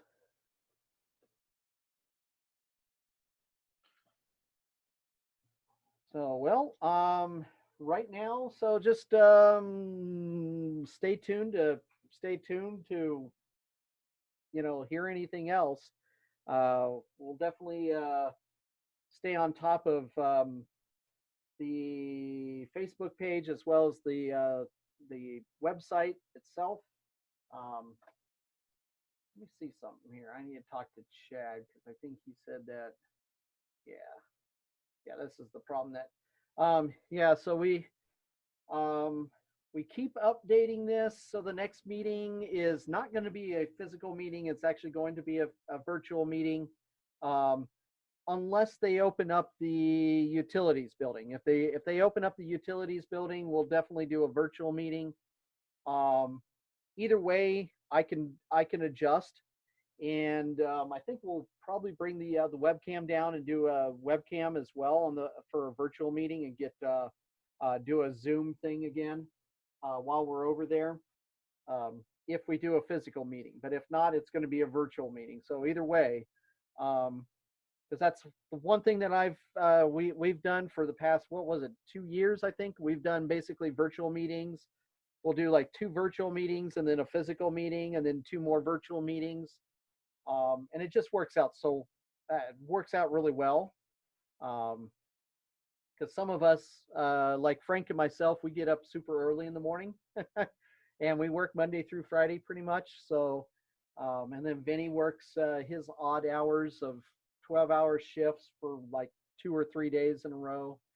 You know, so we're kind of a younger crowd. We don't have a lot of older people in our group, which is somewhat nice and somewhat. I really kind of wish we had a little bit more of a mix, but at the same time, it works out for us. If you guys have any questions or comments. What about Dennis? He's older. No, Don't tell him I said that. He's only 35, Joanne. So I don't know what you're talking about. You know, that Dennis, I don't think he's ever reached anything above 35. So I mean, we can ask him next time we see him. But No, don't ask him. yeah, exactly. Yeah, Dennis is our right now. He is our radio astronomer. That's what he's really into right now.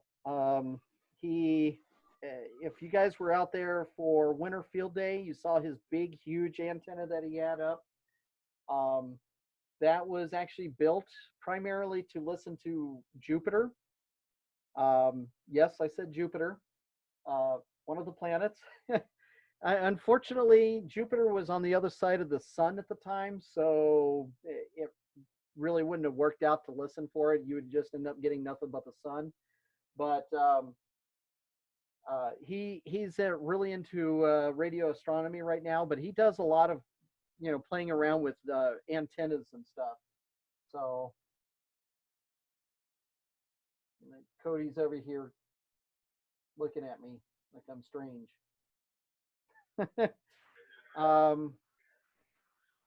And shoot, that's the other thing that I'm gonna have to. I'll post to Facebook sometime either tomorrow or something like that. Some of you are probably not familiar with my dog Sky, who passed away last year. I finally got his memorial wall put up, and I'll post pictures of that up there. I know it's not ham radio related, but for those of you who remember Sky, and he was kind of hard not to remember. I had to put that up there because I really miss him. Not saying Cody's bad or anything of that nature. He's definitely a different dog. So,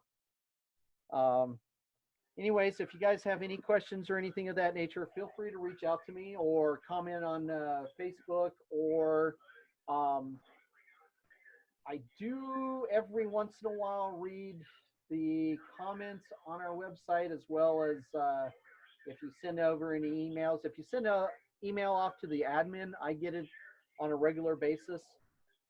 Or you can send an email off to Kilo Echo 7 Victor Lima Charlie at wm7rc.org, and I'll get that email as well. So with that, Frank, did you have anything? No, I think it looks good. Hopefully, I'm hoping field day works out. I Hopefully, am no too. issues. I want to have a regular field day. It's what I really want this year, but we'll see what happens. So Exactly. I changed my background once you started talking about fire. Uh-oh. What did you change it to? Oh, the campground. That's field day last year. Okay. That's where we parked. That's our nice. Truck and trailer. Truck and trailer. There you go. Yes, and campers are RVs and campers are welcome. We don't, if you want to put up a hammock and sleep in a hammock, you're more than welcome to do that. I know Chuck has a truck topper. Rooftop tent. Rooftop tent. That's what it is. Kind of jealous of him because that's a nice setup that he has. It's comfy. Oh yeah. I could definitely see that. And I'm usually a tent camper, so you'll see me sleeping in a tent. So I'm still trying to figure it out. well, you brought the RV last year there, Frank, and I think everybody was kind of jealous. But yeah. So Ryan, just you saying that, is this where you're looking? Like we have a 27-foot travel trailer. Is that something that's going to be okay there? Yep. I think so. I'd have to take a look at the rules, but I'd have to. Let me look here. If you post the campground information, then yeah, we can do our own research. But yeah, he camps in, he can do the tent, but no, I need a shower in my own private bathroom. I totally understand that. I have a one of those little shelter showers that I bring up with me, and then I take a 5-gallon bucket as well. And I've got a little. We'll say on the positive side for everyone else, if we end up going, it has an outside kitchen, so we usually up at 5 a.m. with the coffee pot going. Okay. Yeah. Frank, did you want to talk about that? What you were planning? If we are able to do it, I'm thinking we may talk about doing like a potluck for Saturday night. That would be awesome. I can do I can do a nice smoked pork butt. So that would be kind of nice to be get like 30 pounds of that, get that going, which would be really nice. Let's see here. It doesn't say. Pets must always be contained on a leash. No horses allowed in the campground. Licensed off-road vehicles may be used. 14 days stay. No utility hookups. No drinking water. Trash service is provided. But it doesn't specify that there's any limitations on the length. Yeah, it's I saw it somewhere, and I want to say it's like 34 feet.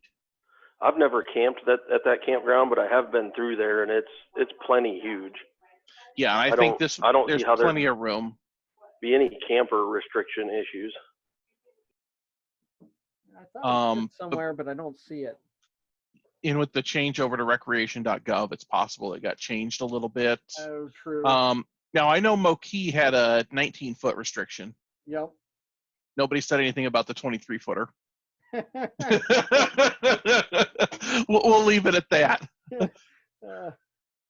Let's see here. Long Valley Group Campground. Let's see if recreation.gov says anything. See, no, I don't know. It's way up there. Elevation is 6,900 feet.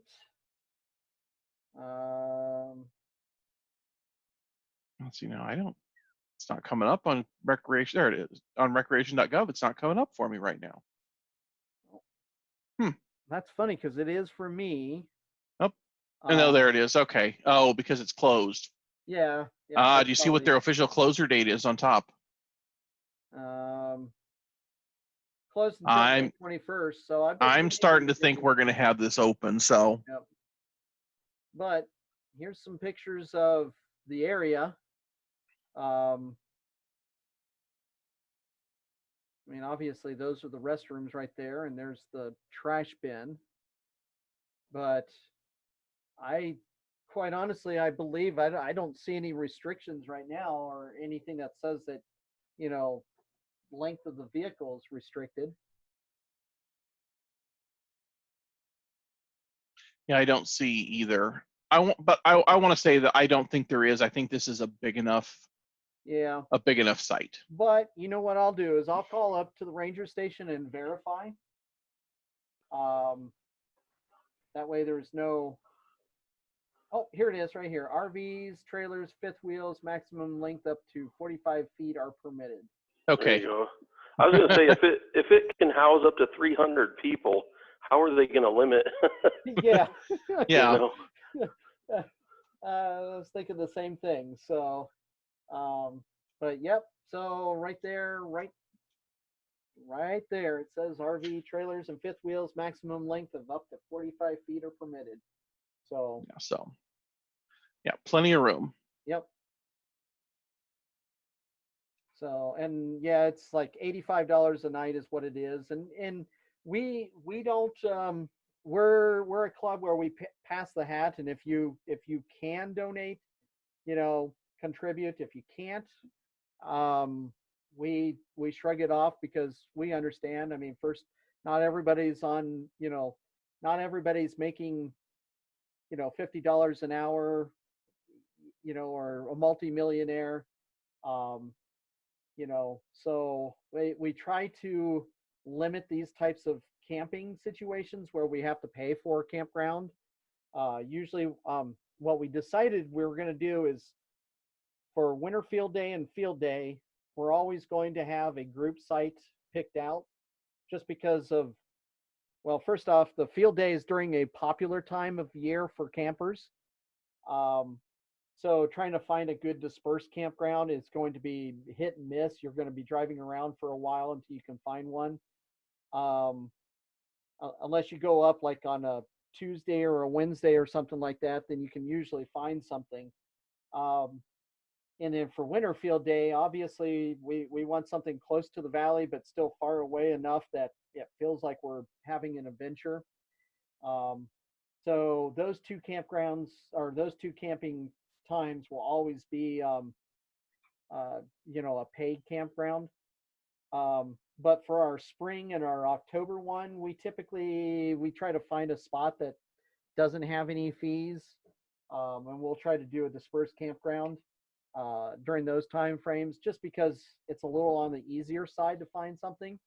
So, and obviously we're not camping this past weekend because of the virus. And all the campgrounds that we were looking at was pretty much all closed. And I've driven around to a couple dispersed campsites around here.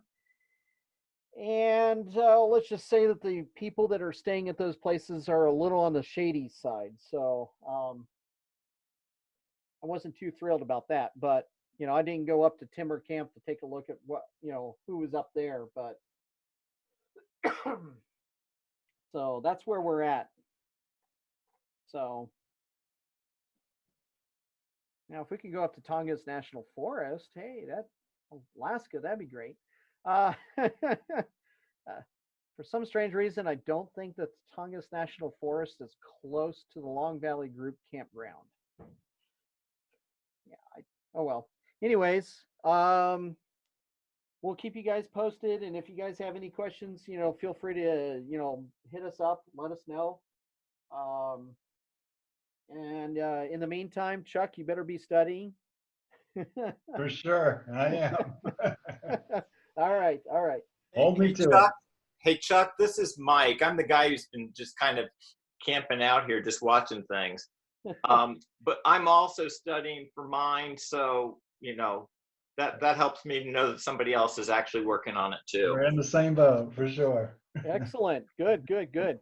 You got Mike, are you going to go for your general or? I used to have my license, we'll say back in the mid or late 70s. Okay. But I never kept up with it. My dad was actually an operator from like the 50s and built all of his radios and everything. Okay. But so with the advent of the stay-at-home order, I needed something to keep me from going crazy. So Well, one night I had the magic idea of let's see if I can get my license back, and I think I'm ready to take both the tech and the general test. So excellent to hear. Do you know what license class you had that expired? Oh, I was only at a novice. I only had a novice license. Okay. Yeah. Sweet. But they have, like, if you were a general or pre-87, if you were a technician, all you have to do is pass the tech test, and then it automatically upgrades you to a general. Yeah. But yeah, if you stopped at novice, I think you'd have to you'd have to do the tech and then general. Yeah. So, but I'm looking forward to it, because I'm just going to need some help with actually having somebody help me figure out an antenna for where I'm at here. So, so I'm glad to hear that somebody is like antenna gurus there. Oh yeah. And I live in an HOA, so I've got some restrictions. However, have a VHF UHF antenna on top of my roof right now. It's a Ventana, and I will tell you what, I love that antenna. That antenna is a really good antenna. But at the same time, during this whole entire thing, I actually had to take it down because it kind of blew over. So I had to reconfigure the top of it. But I had my ham stick dipole up, and I made about 4 or 5 contacts with it. It's not the best antenna in the world, but I was making contacts and I was hearing things. So, that's always a good thing. So that's all. Yeah, I'm kind of excited about getting back into it. So good. Well, but feel free to ask questions. I'll have tons of questions. Okay. Sweet. And the other great thing about field day is if you come out and you can get on the air and make contacts as long as one of us is sitting there. That's all that's needed. Exactly. And if somebody's got a straight key, I can go into the CW. Oh, there we go. I do. That would be fun, because that's one thing, quite honestly, I haven't been doing for quite a I haven't done is CW. I started, when was that? 2010. I started to sit down and start learning, and then life got in the way and it got pushed aside, and I've never picked it back up again. So, I kind of envy those, CW guys, because they can pretty much set up with pretty much a small little QRP transmitter out in the middle of nowhere and do well. So Exactly. I have a question. How long does it take the FCC to post the results? Usually within about a week to 2 weeks. Okay. And it depends on your VEC, because Laurel typically is a little bit on the faster side of getting the results in. East Valley VE team, they typically take about a week to 2 weeks before you end up getting the results. But I've heard some other people that have gone down there and taken their exam with them, and they got it back within like 3 or 4 days. So it depends on how fast the VEC puts it in. Okay. The ARRL, their process is after a test session, you mail the packet back to them. They do all the processing, so it usually takes 7 to 10 days. That was why Laurel became so big. Is Laurel, everything's submitted electronically. So like if we had a test session tonight, you would have a call sign tomorrow morning, and Right. the ARRL, to keep up with that, has been getting faster. They've started doing some electronic submission, so they've been piloting that with some of the bigger teams, and So that's it would probably be what better. you're seeing. It would be better to look for testing held with the Laurel group then? Is that Thunderbird group? Yep. Yeah, Laurel right now in general is going to be faster, and then Laurel doesn't charge, so the ARRL test session is going to cost you $15. All Laurel sessions are free. Yep. Okay. Well, I'll go back to looking at my list to see whether. And Yeah, there's a Sun Life amateur radio club on Yeah. Greenfield and something that I think they were doing Laurel test sessions. So, and I know like the Maricopa, which the town of Maricopa further south was doing Laurel sessions. Yep. But I don't, proximity wise, I don't know if any of those are even close. But I'm probably closer to Greenfield because I'm in Northeast Mesa. yeah. So. okay. Check out that there's a Sun Life amateur radio club that I'm pretty sure they were doing Laurel. Yeah. Okay. Cool. And I'll post the Laurel vec.org website on our Facebook group as well as our website as well. So Okay. you can always click on them, and they have I believe they actually have. Let me pull it up right now. vec.org. Because I could have sworn that they had.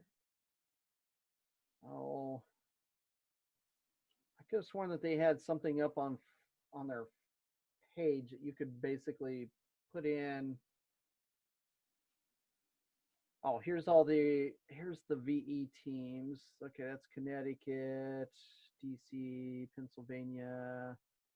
Nope, that's 5th call sign. 7th, here we go. The Chandler Ham Radio Club does looks like they're Laurel. But I know for a fact that they're put on hold right now. Okay. Not too thrilled with them right now. They're the one guy's attitude to me was the other day was not really too pleasant there.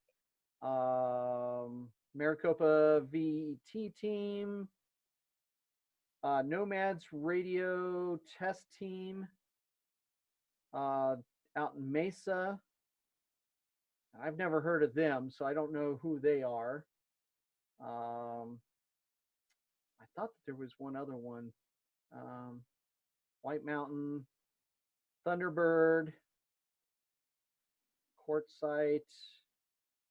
I know why the Quartzsite team does Laurel. It's just a little easier for them to get on. Overguard, Tucson. There's the Phoenix Amateur Radio Team. The Nomads. Let's open up their link really quick. Yeah, the Phoenix one is mine. Okay. Phoenix Amateur Radio Team. Yep. Yeah, it doesn't look like anybody else in Arizona. I mean, you could reach out to the Chandler Ham Radio Club and see if when everything kind of gets lifted, they might actually do it. Okay. I just was kind of hoping I'd be able to have something for field day, but oh yeah, hopefully. Yeah, I would definitely look at that Nomads group, Bob Bingham. That would be the closest. Otherwise, I would look at the Maricopa or the Thunderbird. Okay. And Yeah, We that's still where do I have would 2 look. months, so Yeah. As I say, it sounds like if they aren't reopening by June, I might have to host one. Yeah, I was gonna say. Yes, please. Now I know Brian McCarthy over there at the Thunderbird. He's a really nice guy. I know that they do a lot, and they are a really good radio club out there. Virgil can attest to that. Thunderbird does a really good job of their club. Yeah, I've helped them a lot. I think Walt NG8G or NJ8G. Okay. I think he's running their test sessions, but they got kicked out of the hospital for the time being, so they lost their location. Right. Yeah. Okay. Well, I appreciate it, and I've enjoyed listening to with the plans for this evening. So. Okay. Excellent. Yeah, and if you have any questions, definitely feel free to ask. Joanne's been she's got her license and won a radio over at the Superstition Amateur Radio Hamfest. What was it, last year or the year before? And we've gotten her on the radio. And for Winter Field Day, she basically she was our station for basically all of Saturday, it seemed like. So she does a wonderful job. She's done a really good job, and I'm actually quite happy and proud. So. Well, I'm getting better at it.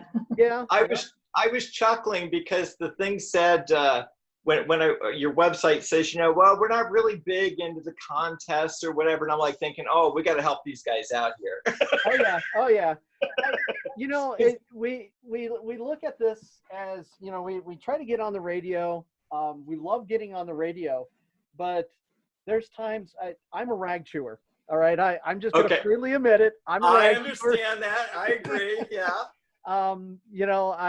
We've been out at either a field day or a regular time or something like that, and then all of a sudden it's like I get sidetracked and start talking about fishing with somebody, and everybody goes, "Oh, great! Here goes our score down the tube." 1 QSO per hour because Orion sat there and talked to the guy for an hour. So there we go. We're camping. We're having fun. Yep. And then obviously we got to have food. Of course. We got our dogs. Yep. You got to make sure you get those fishing bonus points. That's right. That's right. And I'm wondering, would you were saying you were being concerned about being the team that set the place on fire. Well, you'd probably get bonus points for that somewhere along the line, right? Actually, technically, because yes, then we have the visit by the emergency people. There we go. Official member or whatever it is. I think there's bonus points for setting the fire, and then there's bonus points for putting it out. You guys. I guess if we set the fire, the ranger will visit. Yes. There we go. There we go. Along with the sheriff and the forest firefighters at the same time. So. Yep. There's our bonus points. I will tell you, even with if the fires are still banned, even with the propane fire pit, we will get a visit. Oh yeah. Yep. Because someone will call it in to complain. Yep. Because their kids. Why do they have a fire and our kids don't? Yep. Because we know how to do it.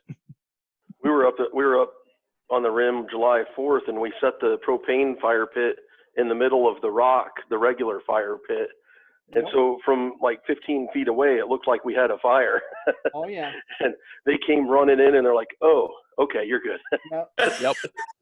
Yeah, I think it was funny because we were listening to, when we were up out of Bear Canyon, we, how many times did the Rangers get called for us? At least 3 times. Yeah. At least. And we heard it because we had the scanner going. And so Chad was sitting in there doing some stuff, and all of a sudden he heard them call out. And by the second time, we already knew our GPS coordinates. And you hear the ranger talking over the radio, or the sheriff officer talking over the radio, saying, Oh yeah, yeah. I've already visited that spot. It's okay. Don't worry about it. And, it's like, he came in, did his one visit, and then from there on, he was all like, "Yep, yep, they're fine. Don't worry about it. Tell them to." It was like, so we got discussed across the radio for the sheriff office quite a few times. So and that's a good thing. Yeah. We don't want to be known for having the sheriff come out to hand us tickets or anything like that. But at the same time, we love having fun and we love getting out in the forest and camping and stuff. So you know I just have this real competitive streak in me, so it's kind of like, I'm like, oh yeah. no, we got to get those points, man. Oh, and we have no problem with people wanting to jump on the radio and go and rack up the points. We have no problems with that. And it'll probably motivate a lot of us to get on the radio.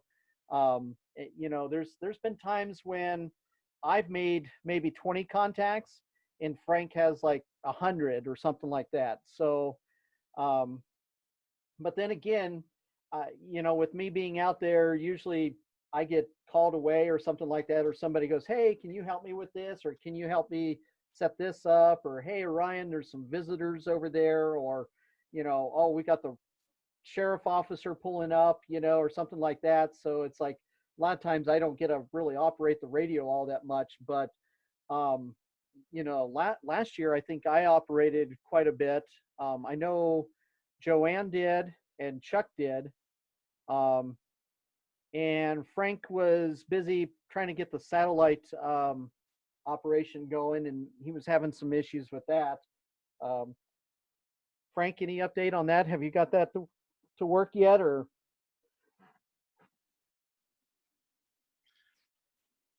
I haven't actually dug into it yet. I need to.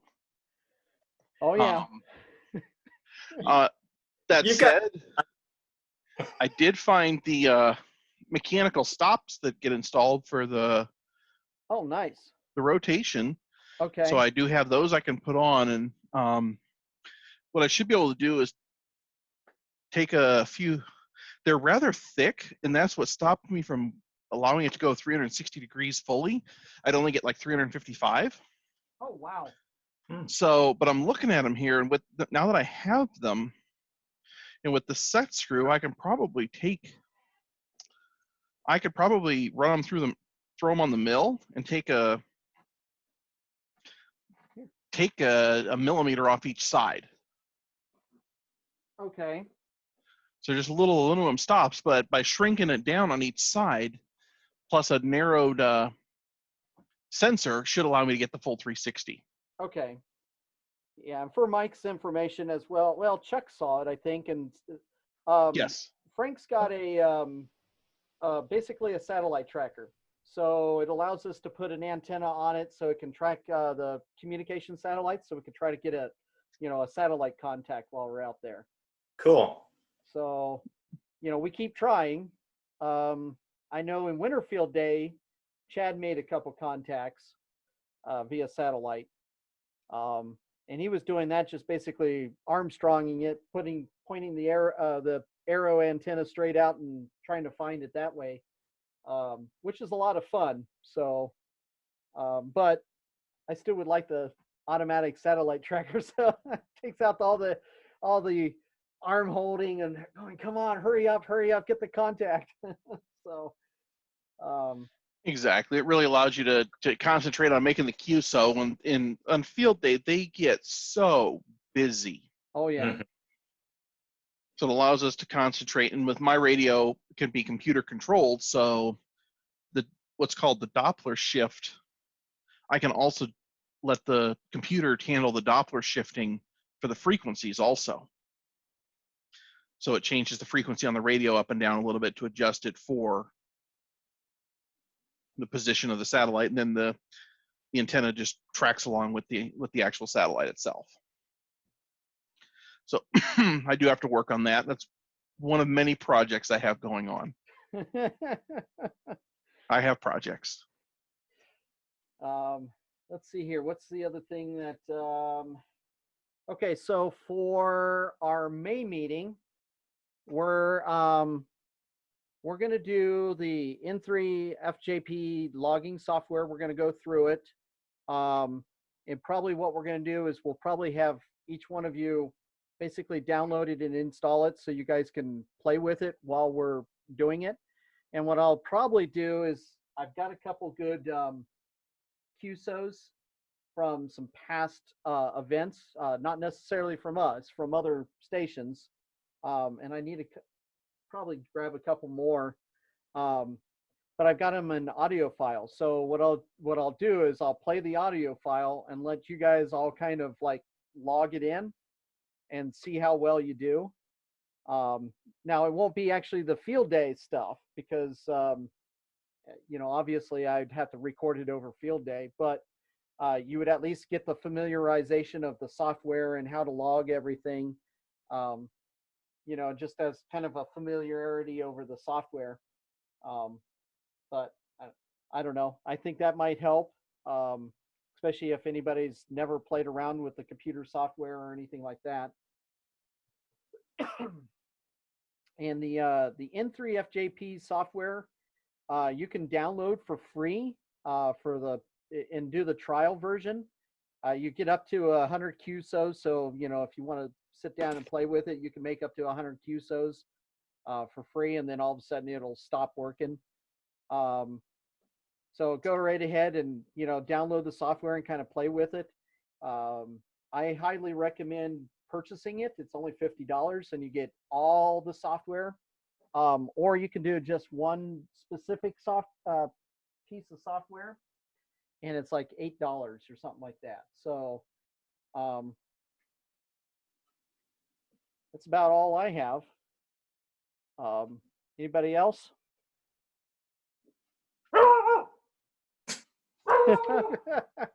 I guess Cody has something. Can I get off of mute? So Orion, can you hear me? yes, I can. Yeah, I want to thank you for letting me use your Zoom account and also open an invitation. So I also manage the calendar for a group called Ham Feast AZ, and it's a group of guys or a group of hams that get together every Saturday night, and we rotate around to different restaurants and just meet up for every Saturday night. And obviously this stay-at-home stuff shut us down, so we've been using the Zoom account every Saturday night from 6 to 9 p.m. And there's been 8 to 12 of us kind of just hanging out for a couple hours. You don't have to stay the whole time, but if you need the Zoom invite info for that meeting, get a hold of Orion, or I think you have the link, or email me. It's k7vz@arrl.net. Send me an email and I'll forward you the invite information. But you guys can join us on Saturday nights until restaurants open back up. Just kind of a no agenda chit chat session. We've been having a good time for a couple hours on Saturday nights. Yeah, and it's I've been to a couple of them, and I really think it's a really nice idea and everything. So you know, definitely I'll go right ahead and shoot over the information. Oh, Virgil, talk about your Sunday thing that you've been having going on. Yeah, so I also did a Zoom on that. So yeah, in January I started for the first Sunday of each month. I was calling it the Sunday afternoon workshop, and we were kind of just gathering in the garage working on whatever. So yeah, I guess I'll have to look into making sure I've got one scheduled for May. Did one on Zoom for the April meeting, but yeah, just kind of a place for people to come hang out or program radios, or, you know, the idea in the garage was, you know, one of the first ones, we had a guy that had just bought a new truck, came over and we helped him run power wires and drill holes in his brand new truck. So, but yeah, you know, just general stuff of, I don't want it to be about my projects, of hopefully, you know, people can bring projects to us that we can kind of work on together or help each other out, was the idea of Yeah. So what I'll do is I'll continue posting the stuff, Virgil's the Ham Feast stuff to our Facebook site, as well as to our club website as well. And you guys are definitely more than welcome to join them. They're a great group of people. You know, I've met quite a few of the people, mostly through the MCECG group, but a lot of the guys that are on the Ham Feast are really, really great guys. And if you got questions, there's another group of people that have larger brains than me sometimes. So, Virgil, what are you sharing there? So I trenched a new LMR 400 feed line out to my antenna. I don't have an HOA, so I took it one step further, and my vertical antenna is mounted in the center of my front yard. Oh, But wow. yeah, this is a project. Well, I've been stuck at home more than usual. This is a project I got done over the last couple of weeks. I did this it's about 3 weeks ago now. But I got new feed line run out there, and then I've got here, you can see the mounting pole where I've got the vertical laying on the ground, but it mounts over this pole and then goes vertical right there. Okay. I don't know if I have any. I mean, if you're into digging, I need a couple holes dug. Yeah. My next project is I've got to run some Cat 5 through the attic, and I think I've run out of cool mornings almost. Oh, And then back here, I'm working on putting up a tower, a 40-foot tower back around the house. So I've been, for about 2 years now, I've been trying to or get that installed, and I keep running out of time. As soon as I get those done, though, I'm in the same boat as Orion. I'm going to learn Morse code. Oh, yeah. Yeah, I really wanted to do that. Just, it's always been a fascination of mine anyways. You know, I'll save the story of my adventure of out in the middle of the Gulf of Alaska, listening in on a listening in on a boat sinking in the Gulf of Mexico, and we thought it was like really darn close to us. So I'll save that story for another time. But it was something that I actually kind of that's okay. Yeah, you do have all the oh, nice. Okay, now okay. Yeah, my pictures are loading slow. See, all of my projects are not ham radio related right now. Yeah, Mr. Quadruple pane window guy. And replacing all the windows in the house. So triple pane. Triple pane. All right, close enough. But Yeah, they are unbelievably heavy. I'm hoping to get a tower right back there behind the fence right there. Okay. My ham shaft, this window right here where my wife and son, this is who did all the work. I just supervised. There you go. That's a smart man right there. Yeah, okay, yeah, you can see here's the vertical. I've got it laying down on the ground here. Oh yeah, I do. And then, so, do I have a picture of the rock? I bought a fake landscaping rock and drilled a hole in it. There it is. So yeah, this connects on there and goes down through there. So when it's all set up, you basically see I need a fake agave instead of a fake rock, and it would look like one of those spires coming out of the agave. Oh yeah. But Century plant. yeah, so basically I've got a rock with a big spike sticking out of it as far as the neighbors are concerned. Okay. But still, it's yeah, no HOA. I think HOA, if you had an HOA, as long as they didn't see you, doing this type of work, or I don't know, once you got it in, I think you could almost pass this off without an HOA sometimes. Yeah. It depends how observant they are. Yeah. Put a flag on top of it and call it done. Yeah.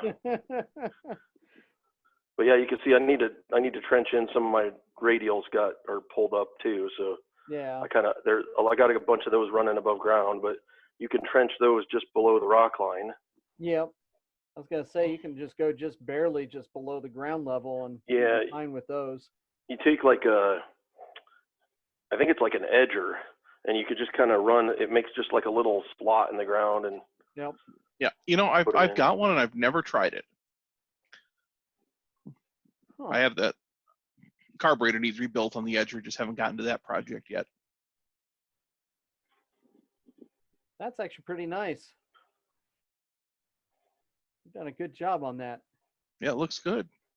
yeah, I only hit one irrigation drip line. I think I skipped over that picture, but Yeah, I saw it. Hey, at least those are quick to push back together. Yeah. yeah. Oh, awesome. Well, I can't get out of here. There we go. yeah, that's pretty good. There you go. All right. Well, it's coming up on my bedtime. I gotta get ready to go to bed so I can get up tomorrow and tell people how to reset passwords. So the life of the IT person. I hear you. I never thought I'd do so many VPN connection issues and helping people with that, and then headset. Everybody's at home with headsets now, and Yep. I don't know how to. Why am I getting echo? I don't know how to use it, and Oh yeah. You I know, I hate supporting people at home. I will say discovered one that. thing though. It's really nice being on the second level of those things. Oh yeah, yeah. Well, that's what. See, I'm supposed to be second level, but No. we're so overwhelmed that Yeah. everybody's doing what they can. Yeah. See, in my case, and unfortunately, they've made a bunch of changes in the company, and stuff keeps breaking big. So you know that's where I come in, is when it's something big happens. So Yeah. when nobody can connect to VPN, then I'm important. Yep. We had CenturyLink down to something in Virginia yesterday, and it was impacting us over on the West Coast. So I mean, Yep. Oh yeah. Yep. it was. Yeah. Got to get those things up on diversity. Yeah, they were screaming CenturyLink yesterday. I didn't get all the details of that, but I didn't see any noise on that part. So You're lucky there, Frank. well, but like I said, most everything we have is pretty much fully diversified Yeah. with alternate path. Yep. That cost a lot of money to do it, but boy, it's pays nice off in the when something long goes run. down. Yep. who do you work for? U.S. Foods. Okay, yeah, it's Bank of America, and we're extremely redundant, and it's still. We were seeing major latency yesterday morning for a couple hours. Interesting. Yeah, I never saw anything, and I know we have a lot of CenturyLink. Yeah. But All righty. no. Some guy trenched a new LMR 400, dug up a fiber. Uh-oh. You know why I'm they joking. you know why they cut the fibers, right? You know why they don't act. You know how even if they're marked, half the times they just backhoe through them on purpose.